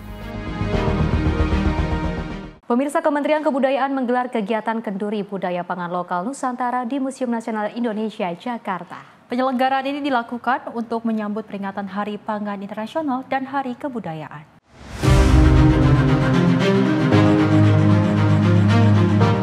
Menteri Kebudayaan Fadlizon menjelaskan penyelenggaraan ini merupakan bagian dari pesta rakyat atas pelaksanaan panen raya beberapa waktu lalu, sebagai bentuk penguatan solidaritas antar masyarakat adat serta memajukan budaya pangan nasional.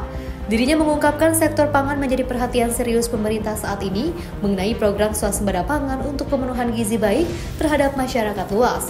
Kenduri budaya pangan lokal Nusantara ini digelar untuk menyambut Hari Pangan Internasional dan Hari Kebudayaan pada 16 Oktober mendatang. Diketahui kegiatan kenduri ini dilaksanakan usai panen raya yang dilakukan 3 bulan lalu di 26 titik masyarakat adat tanah air. Adapun panen ini disoroti sesuai dengan salah satu misi Astacita pemerintahan Presiden Prabowo mengenai kemandirian pangan.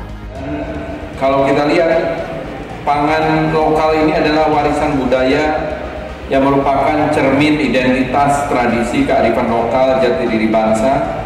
Setiap daerah punya sistem budaya pangan lokal yang terbentuk dari interaksi yang panjang antara manusia, alam, dan kepercayaan dari leluhur.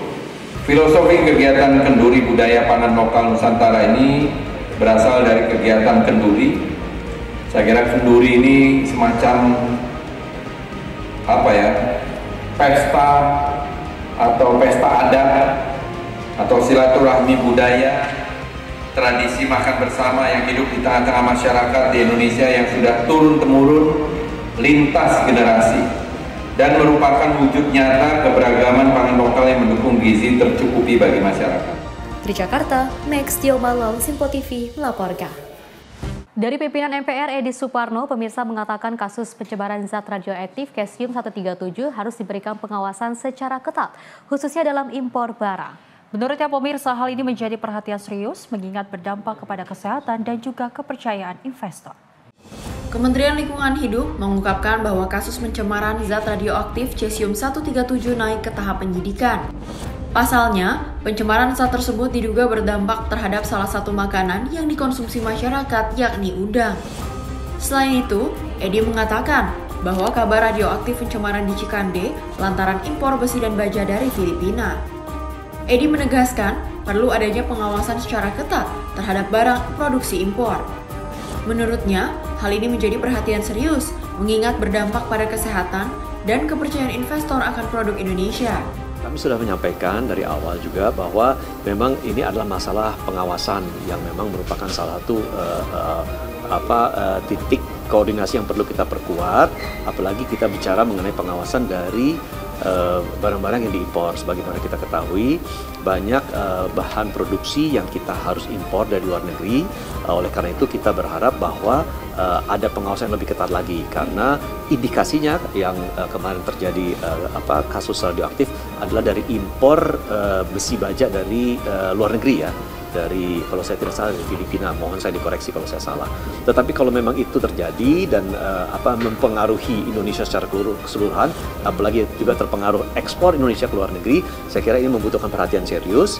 Pintu-pintu impor perlu diperketat, pemeriksaan juga perlu diperketat, terutama untuk mencegah jangan sampai masalah ini, karena radioaktif itu merupakan hal yang sangat serius, berdampak pada kesehatan dan berdampak kepada kepercayaan masyarakat akan produk Indonesia yang akan kita ekspor. Saya yakin bahwa pemerintah telah melakukan langkah-langkah yang komprehensif untuk mencegah hal ini terjadi, tetapi kami sebagai lembaga legislatif yang memiliki juga tugas untuk melakukan pengawasan, tentu kami akan ikut mengawasi agar jangan sampai terulang lagi, dan ini menurut saya akan sangat penting ke depannya. Dari Jakarta, Farizal Ahmad Amin, Simpo TV melaporkan. Pemirsa, Tentara Nasional Indonesia bersama PT Agrinas Pangan Nusantara menandatangani perjanjian kerjasama dalam rangka percepatan pembangunan koperasi desa dan kelurahan Merah Putih atau KDKMP. Kerjasama ini menjadi bagian dari komitmen TNI untuk mendukung program pemerintah dalam mewujudkan kemandirian pangan dan peningkatan kesejahteraan masyarakat. Acara penandatanganan perjanjian kerjasama antara TNI dan PT Agrinas Pangan Nusantara digelar di Gedung Sudirman, Markas Besar TNI Cilangkap, Jakarta Timur. Wakil Panglima TNI, Letjen Tandio Budi Revita, menjelaskan bahwa kerjasama ini menjadi langkah strategis dalam percepatan pembangunan koperasi desa dan kelurahan Merah Putih atau KDKMP sebagai upaya TNI mendukung program pemerintah dalam meningkatkan kesejahteraan masyarakat dan kemandirian pangan nasional. Tandio mengatakan, hal ini juga merupakan tindak lanjut dari arahan Presiden Prabowo Subianto untuk menggerakkan potensi nasional secara terpadu antara pemerintah, BUMN, dan TNI. TNI dan Agrinas Pangan Nusantara membuat kerjasama untuk bisa mewujudkan bagaimana atau merealisasikan koperasi desa Merah Putih ini dalam waktu yang singkat tingkatkan ketika beroperasi.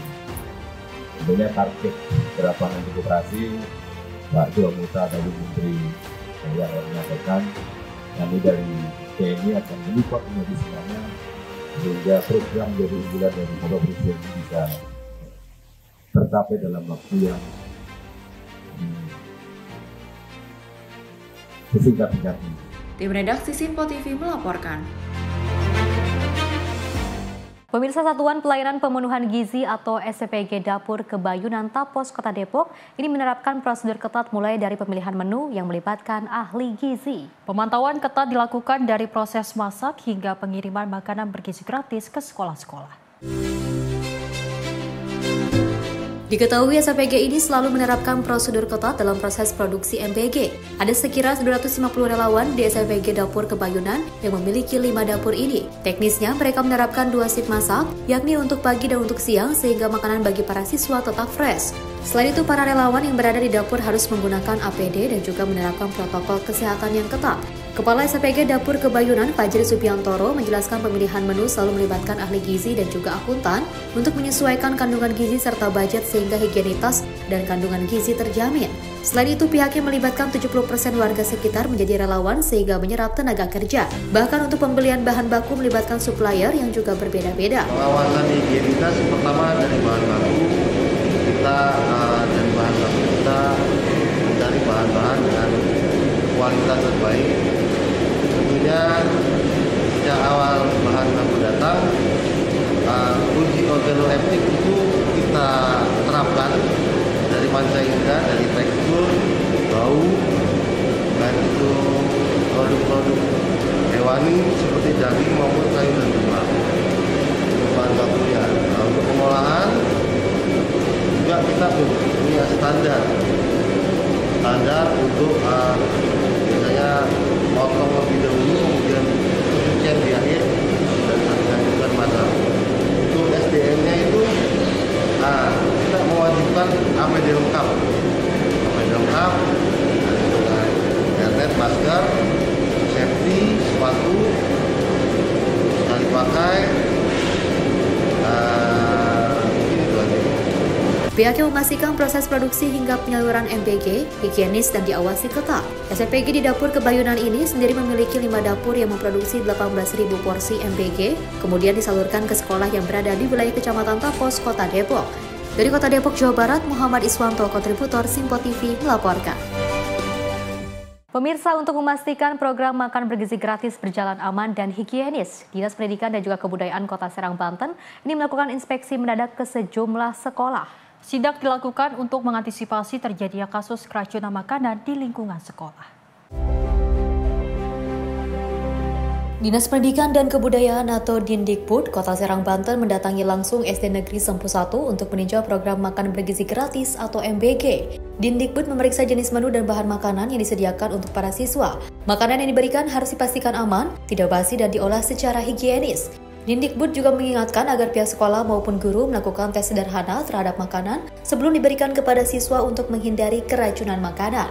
Hingga saat ini program makan bergizi gratis di seluruh sekolah dasar Kota Serang, Banten berjalan lancar tanpa laporan kasus keracunan. Kedepannya Dinas Pendidikan akan terus melakukan pengawasan secara berkala, termasuk meninjau proses pemasakan di dapur umum. Langkah ini diharapkan dapat memberikan rasa aman kepada siswa dan orang tua dalam mendukung program makan bergizi gratis pemerintah. Memang ada ada SOP sebelum siswa makan itu ada testing yang dilakukan oleh para guru, minimal kepala sekolahnya, agar murid tidak terjadi apa-apa nanti. Kalau misalkan ini dipastikan oleh gurunya, insya Allah murid akan selamat dari beberapa persoalan tentang keracunan lainnya. Tapi menurut saya di Kota Serang, selama saya keliling-keliling, alhamdulillah dengan seperti ini saya kira cukup ini sehat, dengan menu yang cukup ada muatan gizinya, alhamdulillah. Dan mudah-mudahan ini berjalan di Kota Serang. Yang kedua memang ini dari Maret ada manfaat luar biasa Bu ya. Teman-teman juga mulai terbangun. Mudah-mudahan ini adalah kebijakan Pak Prabowo ini tentang MBG itu berjalan baik, memberikan manfaat. Tapi saya sarankan ke sekolah-sekolah untuk mengecek dapur tiap satu bulan sekali tentang kebersihannya, tentang bagaimana cara mengolahnya dia, bagaimana pengirimannya, jam berapa pengirimannya, itu saya harus cek. Dari Serang, Banten, Firman Arif, kontributor Simpo TV, melaporkan. Seli dan juga pemirsa, ini banyak sekali kekeliruan yang terjadi pada kasus MBG. Ada hal yang mungkin keracunan di beberapa daerah, tapi banyak juga hal-hal yang dilakukan oleh pemerintahan dari Presiden Prabowo Subianto langsung menanggapinya dengan sangat sigap, dengan sangat gercep melakukan beberapa evaluasi. Evaluasi ini tidak hanya disebutkan saja, tapi juga dikerjakan, dilakukan agar hal tersebut tidak terjadi kembali seperti itu ya. Apalagi kalau kita lihat di Serang, Banten ini sudah berjalan dengan lancar, aman seperti itu. Apalagi sebelum diserahkan kepada anak-anak dari pihak SLPG-nya, ini akan dicek ulang secara berkala seperti itu, apakah ini sudah aman, sudah bersih, higienis atau tidak gitu. Kalau misalnya kita melihat dari bahan-bahannya agak sedikit layu atau seperti apa gitu ya, ini akan disimpan dan tidak akan diberikan kepada anak-anak. Ini salah satu langkah yang dilakukan yang sangat luar biasa sekali dan bisa menghasilkan evaluasi yang terbaik pasti. Dan memang bahkan Faisy dan pemirsa, di mana memang ternyata dengan pemilihan menu juga sudah melibatkan ahli gizi. Betul, karena harus. memang kita berharap bahwasanya kasus keracunan pada MBG tidak terjadi lagi. Karena memang kita ketahui program makan bergizi gratis menjadi program utama, jangan sampai dicederai dengan masalah-masalah seperti ini. Karena memang ternyata banyak sekali hal-hal positif dari program makan bergizi gratis, karena memang ternyata dapat mengurangi stunting, bahkan anak-anak juga jadi semangat belajar. Karena kalau kita lihat menu-menunya ada susu, ada roti, ada ikan ataupun ayam yang memang ternyata mungkin banyak sekali anak-anak yang hanya makan dengan garam dan nasi, dan sekarang bisa dinikmati dengan secara senang hati karena memang ternyata Prabowo Subianto ini telah menerapkan ataupun telah melihat bagaimana ternyata untuk mencapai suatu generasi yang unggul ini dimulai dari bagaimana gizi-gizi anak ini diperhatikan. Betul. Apalagi kalau kita lihat ya di Papua ini ternyata anak-anak semakin ingin sekolah karena adanya program makan bergizi gratis. Mudah-mudahan dari pemerintah dan juga pihak-pihak terkait dari dapur SPG-nya bisa terus dikembangkan secara berkala ataupun bisa terus dicek secara berkala agar ini tetap higienis dan juga aman. Dan pemirsa, informasi lainnya akan terus kami hadirkan usai jeda berikut ini.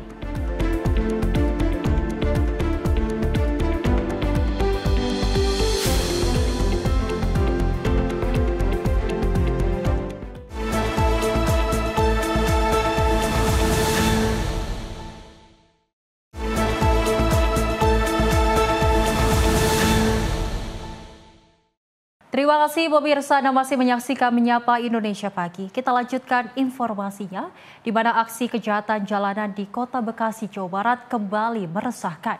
Pasalnya seorang warga dibacok komplotan begal usai berduel saat motornya hendak dirampas saat berkendara seorang diri. Dari video amatir yang beredar di media sosial, terlihat seorang warga dibacok di bagian pinggul oleh komplotan begal di Jalan Underpass Pasar Baru, Bekasi Timur, Kota Bekasi, Jawa Barat. Korban yang saat itu berkendara seorang diri tiba-tiba dipepet oleh dua orang pelaku yang berusaha merampas sepeda motornya. Korban melawan hingga terjadi duel di jalan raya. Salah seorang pelaku lalu membacok bagian pinggul korban dan berusaha kabur menggunakan motor hasil rampasan. Namun korban yang masih sadar berhasil merampas kembali motor milik pelaku. Kapolres Metro Bekasi Kota, Kombes Kusumo Wahyu Bintoro, mengatakan bahwa pihaknya akan menindaklanjuti kasus tersebut serta melakukan langkah preventif untuk menekan angka kejahatan jalanan. Misalnya ada aksi, kami memang kegiatan-kegiatan preventif ditingkatkan, tapi kami berupaya untuk mengungkapnya. Siapa berani berbuat, dia harus bertanggung jawab. Udah melakukan olah TKP belum sih Pak? Akhir-akhir ini kan terjadi marak aksi begal, apalagi di Bekasi Timur itu ada yang menggunakan senpi Pak. Menggunakan? Senjata api. Senpi. Oh ya, ini kami mohon doanya supaya nanti bisa segera terungkap. Korban diketahui bernama Sunario, warga Kebalen, Kecamatan Babelan, Kabupaten Bekasi. Untuk kepentingan penyelidikan kasus dugaan pembegalan ini kini dalam penanganan Satreskrim Polres Metro Bekasi Kota. Dari Bekasi, Jawa Barat, Muhammad Ridwan, kontributor Simpo TV melaporkan. Pemirsa, puluhan pengedar narkoba diamankan petugas Satres Narkoba Polres Cirebon, Jawa Barat pada Jumat 10 Oktober 2025. Puluhan pengedar itu merupakan ibu rumah tangga berupa brik sampai juru parkir. Mereka ditangkap di 19 kecamatan di wilayah Cirebon dengan barang bukti berupa narkoba berbagai jenis, puluhan HP dan alat edar lainnya. Sebanyak 27 gram sabu, 1,6 kg ganja, 32 gram sinte, 4.000 butir obat keras, dan 217 butir psikotoplika. Berikut puluhan handphone, plastik klip, dan alat edar lainnya. Berhasil disita petugas Satres Narkoba Polresta Cirebon, Jawa Barat pada Jumat 10 Oktober 2025 sore. Barang bukti tersebut merupakan total dari hasil penggerbekan yang dilakukan petugas terhadap sejumlah pengedar dari berbagai kalangan di masyarakat. Satu di antaranya adalah juru parkir di Kecamatan Kedaung. Meski sempat berbelit-belit, namun temuan barang bukti sejumlah paket sabu dari dalam bungkus rokok yang disembunyikan di kantong sakunya membuat pengedar ini tak bisa membantah. Selain juru parkir, operasi berantas narkoba yang berlangsung sebulan ini juga menangkap pengedar lain yang berjumlah 34 pengedar, sabu, ganja, tembakau sintetis hingga psikotropika dan obat keras. Dari puluhan pengedar tersebut, salah satunya merupakan ibu rumah tangga yang bekerja di salah satu pabrik. Yang tergiur keuntungan dan desakan ekonomi, membuat dirinya menjadi pengedar narkoba. Penangkapan puluhan pengedar narkoba ini dilakukan petugas di 19 kecamatan di wilayah Kabupaten Cirebon. Adapun dari 34 tersangka tersebut, untuk peredaran narkotika golongan 1 jenis sabu ada 6 tersangka, kemudian ganja kering 8 tersangka, tembakau sintetis 1 tersangka, dan peredaran obat keras sediaan farmasi 16 tersangka. Untuk kasus peredaran psikotropika sebanyak 3 tersangka. Saat ini petugas masih melakukan pengembangan terkait jaringan masing-masing tersangka untuk mengungkap pemasoknya. Petugas menerapkan pasal 112 tentang narkotika dan Undang-Undang Kesehatan dengan ancaman minimal 5 tahun penjara. Dari Cirebon, Jawa Barat, Ardika, kontributor Simpo TV melaporkan. Pemirsa, komplotan spesialis pembobol rumah kosong dan rumah yang ditinggal oleh penghuninya berhasil diringkus unit Reskrim Polsek Cikande. 3 orang pelaku ditangkap di sebuah rumah di kawasan Kasemen, Kota Serang, Banten, usai beraksi di wilayah hukum Polsek Cikande. Inilah rekaman video amatir saat petugas unit Reskrim Polsek Cikande meringkus 3 pelaku spesialis pembobol rumah kosong di wilayah Kasemen, Kota Serang, Banten. Ketiga pelaku masing-masing bernama Fahmi alias Obot, berusia 24 tahun, Sukron alias Jamil 31 tahun, dan Ahmad Yulfinar alias Yupi 31 tahun. Dalam aksinya mereka berkeliling secara acak mencari rumah yang ditinggal penghuninya, sebelum akhirnya membobol dan mengambil barang-barang berharga seperti telepon genggam yang mudah dijual. Dalam penangkapan tersebut, polisi berhasil mengamankan barang bukti hasil kejahatan berupa sejumlah telepon genggam dan peralatan yang digunakan untuk membobol rumah. Enggak, kamu selalu rumah kontrakan kan, selalu rumah kontrakan yang kamu ambil? Iya. Di daerah mana yang paling banyak? Di mau arah Kasemen, Taman Watu, Ciracas, mana lagi? Penangkapan ketiga pelaku ini berhasil dilakukan setelah pihaknya mendapat laporan warga dan melakukan penyelidikan selama beberapa hari. Ya, ada satu TKP, di TKP lainnya ada di Kasemen, di Ciracas, di Cipocok, kemudian ada di Sagia. Itu berapa orang? Ada 3 orang. 3 orang. Barang yang dicari biasanya yang targetnya? Target utama yang HP. Untuk beraksinya sendiri di malam hari, terutama kalau misalnya ada isinya itu waktu sedang tidur. Kebetulan yang di TKP terakhir itu yang di Cikande, itu dia kontrakannya ada orangnya namun sedang tidur. Kalau dicongkel jendelanya kalau dia masuk. Apa sudah ditarget apa ngacak aja sasaran? Ngacak. Jadi ngacak. Dia mencari. Jadi dia juga memperhitungkan jalur untuk larinya, memperhitungkan kondisi setempat, apakah memungkinkan untuk melarikan diri apabila dia ketangkap warga dan Untuk mempertanggungjawabkan perbuatannya, ketiga pelaku saat ini ditahan di Mapolsek Cikande dan dijerat dengan pasal 363 KUHP tentang pencurian dengan pemberatan dengan ancaman hukuman maksimal 7 tahun penjara. Dari Serang, Banten, Firman Arif, kontributor Simpo TV melaporkan. Peristiwa lainnya, pemirsa, warga di sekitar kawasan Jalan Baru, Kota Jambi resah akibat aksi gerombolan pengendara motor yang berkeliaran dengan membawa senjata tajam. Aksi tersebut terekam oleh kamera amatir penumpang bus pada Jumat siang 10 Oktober 2025. Dalam video yang beredar di media sosial, terlihat rombongan diduga geng motor berkeliling di kawasan Jalan Baru, Kota Jambi pada Jumat siang 10 Oktober 2025. Mereka terlihat membawa senjata tajam yang diduga sejenis parang dan celurit. Mereka beraksi secara terang-terangan di siang hari tanpa rasa takut. Diduga gerombolan bermotor itu sedang konvoi dan mencari lawan untuk melakukan tawuran. Tidak ada warga yang terlihat di lokasi saat gerombolan geng motor itu beraksi. Sejumlah kendaraan lain seperti truk dan juga bus berhenti guna menghindari aksi dari gerombolan geng motor tersebut. Mutiara Aina Putri, tim redaksi Simpo TV melaporkan. Informasi peristiwa lainnya, pemirsa, di mana 2 kelompok pemuda terlibat tawuran di kawasan Bukit Duri, Tebet, Jakarta Selatan. Kedua kelompok tersebut terlibat saling serang menggunakan petasan dan senjata tajam di tengah jalan raya. Akibat aksi tawuran ini, arus lalu lintas di sekitar lokasi mengalami kemacetan yang panjang.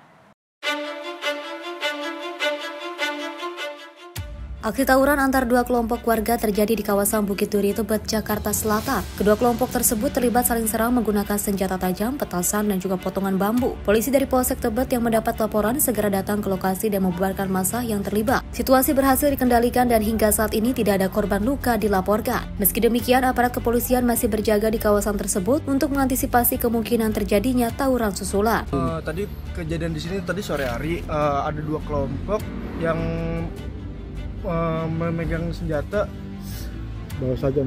Iya, membawa sajam, lalu inilah aksi saling serang. Ya, aksi serang. Lalu mereka tuh kayak ngelempar-lempar batu atau saling bacok lah. Petasan, menggunakan sajam dan petasan. Menggunakan sajam yang kayak yang gede-gede. Lalu mereka tuh membalas membalas serangan, aksi saling serang. Iya, aksi saling serang.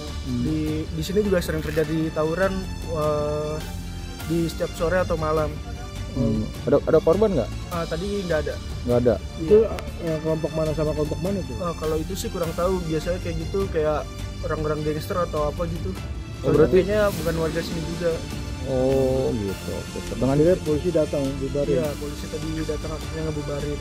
Dari aksi saling serang antar dua kelompok tersebut, warga setempat mengaku sangat terganggu. Insiden itu juga menyebabkan arus lalu lintas di sekitar lokasi mengalami kemacetan panjang. Polsek Tebet akan terus meningkatkan patroli dan berkoordinasi dengan tokoh masyarakat setempat untuk menjaga keamanan dan ketertiban di wilayah Bukit Duri Selatan. Selain itu, petugas kepolisian mengimbau masyarakat agar tidak mudah terprovokasi dan juga segera melapor jika melihat potensi keributan. Di Jakarta, kontributor Simpo TV melaporkan.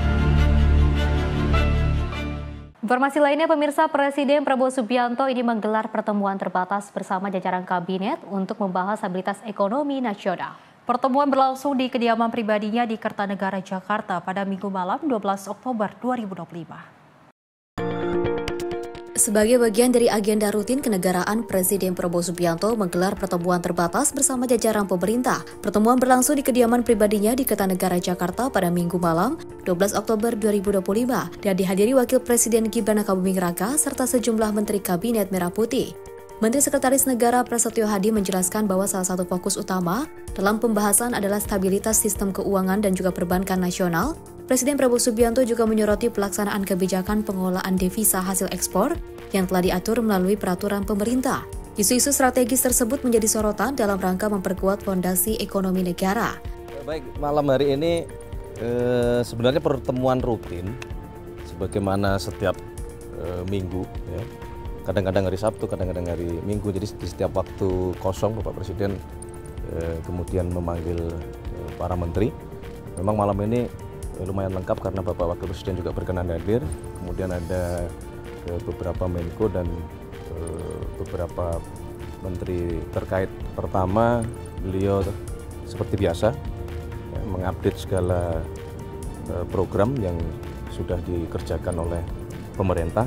Tetapi memang terus terang malam hari ini tadi ada beberapa hal yang dibahas secara khusus. Salah satunya mengenai sistem keuangan dan sistem perbankan kita, termasuk tadi membahas mengenai hasil dari peraturan pemerintah yang kita keluarkan berkenaan dengan masalah devisa hasil ekspor, salah satunya. Selain itu, Presiden memberikan arahan terkait perkembangan program prioritas di berbagai sektor. Pertemuan ini mencerminkan komitmen kuat serta memastikan kebijakan pemerintah berjalan efektif dan sejalan dengan tujuan menjaga stabilitas nasional dan memperkuat ketahanan ekonomi Indonesia. Tim redaksi Simpo TV melaporkan. Selain itu, pemirsa, Menteri Sekretaris Negara Prasetyo Hadi mengajak masyarakat Indonesia untuk terus memberikan dukungan kepada tim nasional Indonesia. Dukungan diharapkan terus diberikan meski langkah tim Garuda harus terhenti di kualifikasi Piala Dunia 2026. Menteri Sekretaris Negara Prasetyo Hadi mengajak masyarakat Indonesia untuk terus memberikan dukungan kepada tim nasional Indonesia meski langkah Garuda harus terhenti di kualifikasi Piala Dunia 2026. Prasetyo menilai permainan timnas Indonesia melawan Irak di Stadion King Abdullah Sport City Jeddah sudah sangat baik, hanya saja keberuntungan belum berpihak. Timnas Indonesia harus mengakhiri perjuangannya setelah kalah tipis 0-1 dari Irak. Gol tunggal Zidan Iqbal pada menit ke-76 menjadi pembeda dalam laga yang berlangsung ketat. Tadi malam mainnya luar biasa bagus sebenarnya, tapi memang mungkin nasib belum berpihak gitu. Kita coba lagi ya. Kita evaluasi, kita perbaiki lagi, jangan patah semangat, terus jangan pernah lelah untuk mencintai timnas Indonesia kita. Meski kalah, permainan Garuda mendapat banyak pujian. Dibandingkan laga perdana melawan Arab Saudi, kali ini Indonesia tampil lebih percaya diri dan matang. Jai Aides dan kawan-kawan mampu menguasai bola, menekan, serta menciptakan beberapa peluang emas yang nyaris membuahkan gol. Dari Jakarta, Dio Malawu, Sinpo TV melaporkan. Dalam rangka HUT ke-80 Pusat Kesehatan TNI Angkatan Darat atau Puskesat menyelenggarakan kegiatan pelayanan kesehatan dan pengobatan gratis untuk masyarakat di RW 11 Kelurahan Kramat Jati, Jakarta Timur. Kegiatan ini menjadi bagian dari rangkaian bakti sosial nasional yang diselenggarakan serentak di seluruh jajaran kesehatan TNI Angkatan Darat.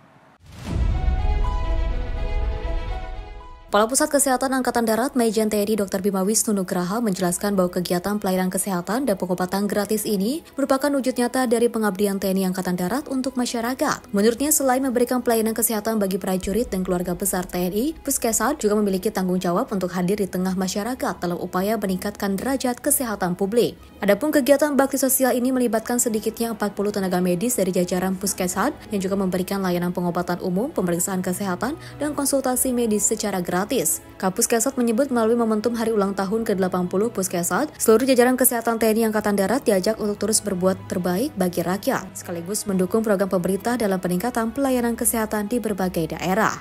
Dalam rangkaian kegiatan ulang tahun Satuan, tepatnya tanggal 26 Oktober yang ke-80 untuk tahun ini, maka kami melakukan rangkaian kegiatan antara lain adalah bakti sosial. Bakti sosial yang sudah kami lakukan serentak di seluruh daerah itu adalah donor darah, pengobatan umum, dan khitanan massal setelah operasi katarak. Untuk donor darah, kami alhamdulillah sudah terseluruh Indonesia di dalam rangkaian ulang tahun kami yang kami padukan juga dengan ulang tahun TNI, maka kami berhasil mengumpulkan partisipasi donor darah sekitar 40.000 dari yang keseluruhan jajaran TNI Angkatan Darat. Kemudian untuk kegiatan yang lain, khususnya untuk di Puskesat sendiri, kami melakukan satu kegiatan kunjungan kepada pasien yang kami rasakan membutuhkan. Nah, salah satunya adalah di Kelurahan Kramat Jati ini. Dari Jakarta, Gia Nabila, Mutia Anggiani, Sinpo TV melaporkan. Pemirsa, Bilkis Raihana, siswi kelas 11 di SMA N unggulan MH Tamrin Jakarta membagikan harapannya punya mimpi besar untuk membangun sekolah di daerah tertinggal. Dan ia berharap program Sekolah Garuda dapat membantunya menggapai cita-cita tersebut melalui pendidikan berkualitas. Saya ingin mengadakan pemerataan terhadap daerah-daerah yang terpencil. Bilkis Raihana, siswa kelas 11 SMA Negeri Unggulan MH Tamrin, memiliki mimpi besar untuk kuliah di Jerman mengambil jurusan teknik sipil. Putri dari seorang guru mengaji ini bercita-cita membangun sekolah di daerah-daerah tertinggal agar pendidikan bisa diakses lebih merata di seluruh pelosok negeri. Ia berharap program Sekolah Garuda yang diterapkan di sekolahnya bisa menjadi jalan untuk mewujudkan impian tersebut.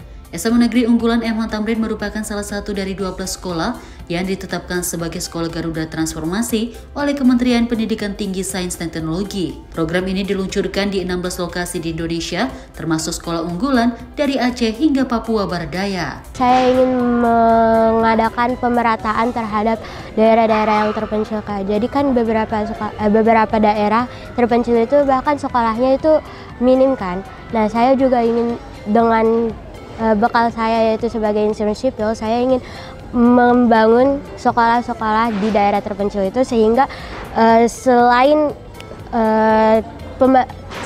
tersedia pemerataan infrastruktur juga pemerataan terhadap pendidikan juga.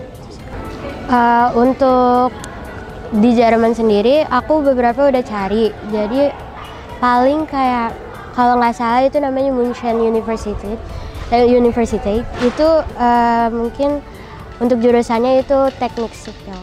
Menteri Pendidikan Tinggi, Sains dan Teknologi Brian Yuliarto menyampaikan bahwa program Sekolah Garuda dirancang untuk mendukung siswa-siswi berprestasi dalam mengembangkan bakat di bidang STM. Pemerintah ingin menciptakan lebih banyak wahana pendidikan berkualitas agar generasi muda seperti Bilqis bisa menjadi agen perubahan bagi bangsa.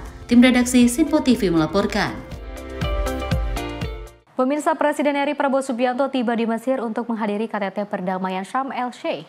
Setibanya di Bandara Sharm el-Sheikh, Presiden Prabowo Subianto disambut oleh pejabat Mesir dan perwakilan KBRI Kairo.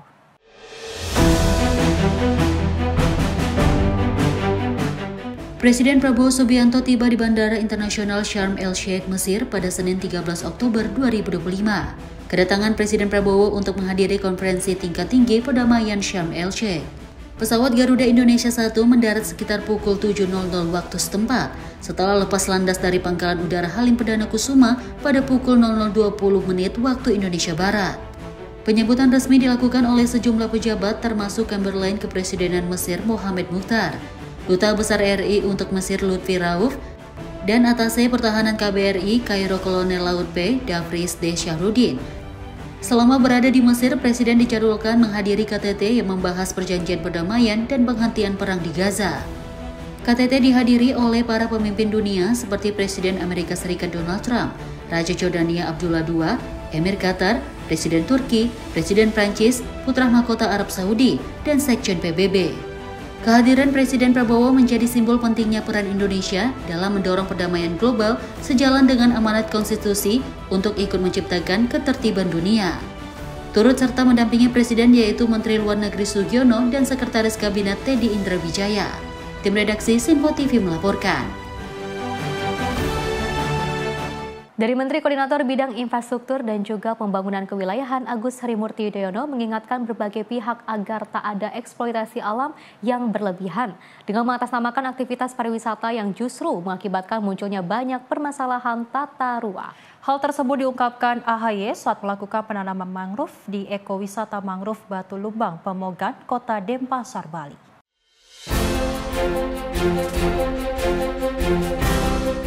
Dengan menaiki booth, Menteri Koordinator Bidang Infrastruktur dan Pembangunan Kewilayahan Agus Harimurti Yudhoyono atau AHY menyusuri kawasan hutan mangrove di Ekowisata Mangrove Batu Lumbang, Pegoman, Kota Denpasar, Bali.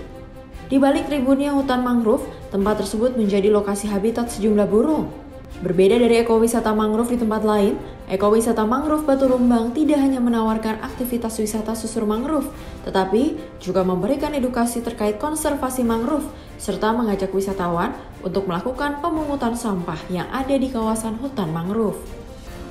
Pengalaman berbeda ini tentu membuat wisatawan tidak hanya dapat menikmati indahnya kawasan hutan mangrove seluas kurang lebih 7 hektar tersebut, namun juga turut menjaga kelestarian mangrove. Setelah berkeliling menyusuri kawasan hutan mangrove, Menteri Koordinator Bidang Infrastruktur dan Pembangunan Kewilayahan Agus Harimurti Yudhoyono atau AHY kemudian turun untuk melakukan penanaman mangrove. Menko AHY mengemukakan gerakan menanam mangrove menjadi bagian dari kampanye nasional untuk melestarikan alam yang sejalan dengan semangat masyarakat Indonesia dalam menjaga bumi.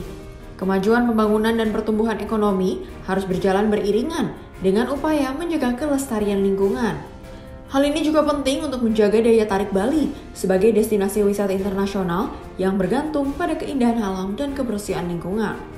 Pada kesempatan tersebut, Menko AHY menyoroti masalah tata ruang, kemacetan, dan sampah sebagai dampak pesatnya kemajuan pariwisata di Bali. AHY berharap tidak ada lagi eksploitasi alam saat aktivitas pariwisata berkembang pesat, karena hal ini bukan hanya menyebabkan kerugian material dan kerusakan infrastruktur, tetapi juga mengakibatkan korban jiwa.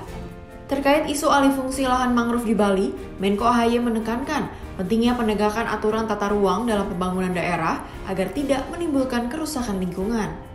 Jika pengelolaan tata ruang diabaikan, tentu berdampak fatal, mengakibatkan bencana banjir, abrasi, hingga kerusakan infrastruktur yang merugikan masyarakat. Ya, saya rasa ya, kita tidak bisa hanya berkata-kata, tapi harus melakukan sesuatu.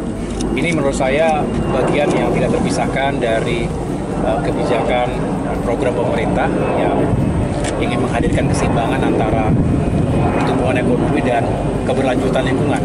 Jadi saya ingin terus mendorong berbagai komunitas, tentu kolaborasi yang baik antara pemerintah pusat dan daerah, antar lembaga dan kementerian-kementerian lainnya, tapi juga mengajak serta banyak komunitas. Hari ini kita juga bersama-sama dengan komunitas nelayan yang ada di sini. Pak, mencegah mangrove-nya biar nggak dirusak gimana Pak? Kan Bali disorot masalah alih fungsi mangrove itu Pak. Ya, nanti Pak Gubernur yang mungkin bisa menjelaskan lebih rinci. Yang jelas ya kita juga harus meyakinkan bahwa apa yang sudah kita lakukan ini dijaga dengan baik. Karena percuma kita sudah melakukan sesuatu yang positif, kemudian bisa setback, bisa mundur ke belakang kalau tidak dijaga. Tata ruang, saya rasa harus menjadi panglima dalam pembangunan kita. Jadi sudah ditetapkan dalam konsep tata ruang kita, termasuk yang ada di Bali, wilayah-wilayah atau daerah-daerah yang tidak boleh dibangun, harus tetap dilestarikan. Nah, mengapa? Karena memang kalau ada yang menyalahgunakan atau mengabaikan tata ruang tadi, justru bisa menimbulkan bencana, banjir dan lain sebagainya. Dan ini merusak, merugikan rakyat, bahkan korban jiwa, tapi kerusakan infrastruktur dan material lainnya juga tidak terhitung. Artinya, mari kita jaga bersama-sama. Sepanjang menyusuri kawasan hutan mangrove di ekowisata Mangrove Batu Lumbang, Menko AHY juga membersihkan area pesisir dari tumpukan sampah, terutama sampah non-organik seperti plastik. Menurut AHY, keberadaan mangrove memiliki peran penting dalam menghadapi perubahan iklim. Berdasarkan riset, beberapa jenis mangrove terbukti mampu menangkap karbon hingga 10 kali lipat lebih efektif dibandingkan jenis tumbuhan lainnya. Dari Bali, Bagus Raditya, kontributor Simpo TV melaporkan. Sebenarnya masyarakat Indonesia ini inovasinya banyak sekali ya, Celia. Terus juga pada kreatif semua, ingin memajukan pariwisata di Indonesia jauh lebih baik lagi. Betul. Apalagi dari pemerintah juga kan ingin pariwisatanya jauh lebih meningkat dari segi ekonomi, terus juga bisa dikenal oleh mancanegara. Tapi kita juga harus bisa lebih aware lagi terkait dengan lahan-lahan yang mungkin sebelumnya seperti ada penghijauan sawah-sawah. Terus juga misalnya ada ide nih, kayaknya ini bagus kalau misalkan jadikan sebuah pariwisata ataupun eduwisata yang sangat baik seperti itu ya. Tapi ternyata kita tidak memikirkan apa sih efeknya, apa sih dampaknya. Nah, maka dari itu kita harus bisa memilah-milah dulu lahannya seperti apa, terus kira-kira ini apakah akan tercemar kepada lahan masyarakat atau penduduk seperti itu. Ini harus bisa didiskusikan, terus juga harus bisa dipelajari dan jangan asal untuk memilih daerah ataupun lahan. Betul, memang kalau kita lihat di sebelum-sebelumnya diberitakan bahwasanya di daerah Jawa Barat banyak sekali wisata-wisata yang memang mungkin dari pihak-pihak itu bisa menarik orang untuk meningkatkan pariwisata Jawa Barat, namun ternyata ini justru mengakibatkan banyak sekali bencana alam seperti banjir bandang dan juga longsor. Ini menjadi perhatian, jangan sampai ini menguntungkan pribadi, namun ternyata masyarakat di daerah sana justru menjadi terimbas dengan adanya wisata-wisata tersebut. Kita berharap seperti yang dikatakan Menteri AHY agar tidak semena-menanya untuk menggunakan lahan-lahan yang harusnya jadi ruang terbuka hijau, justru malah jadi wisata yang akhirnya berimbas kepada masyarakat. Betul, jangan gara-gara mengatasnamakan wisata seperti itu ya, tapi kita juga harus memperhatikan seperti apa sih dampaknya untuk kedepannya. Dan pemirsa, informasi tadi sekaligus mengakhiri jumpa kita. Saya Festi Rahmadi dan saya Selis Regar. Terima kasih dan sampai jumpa.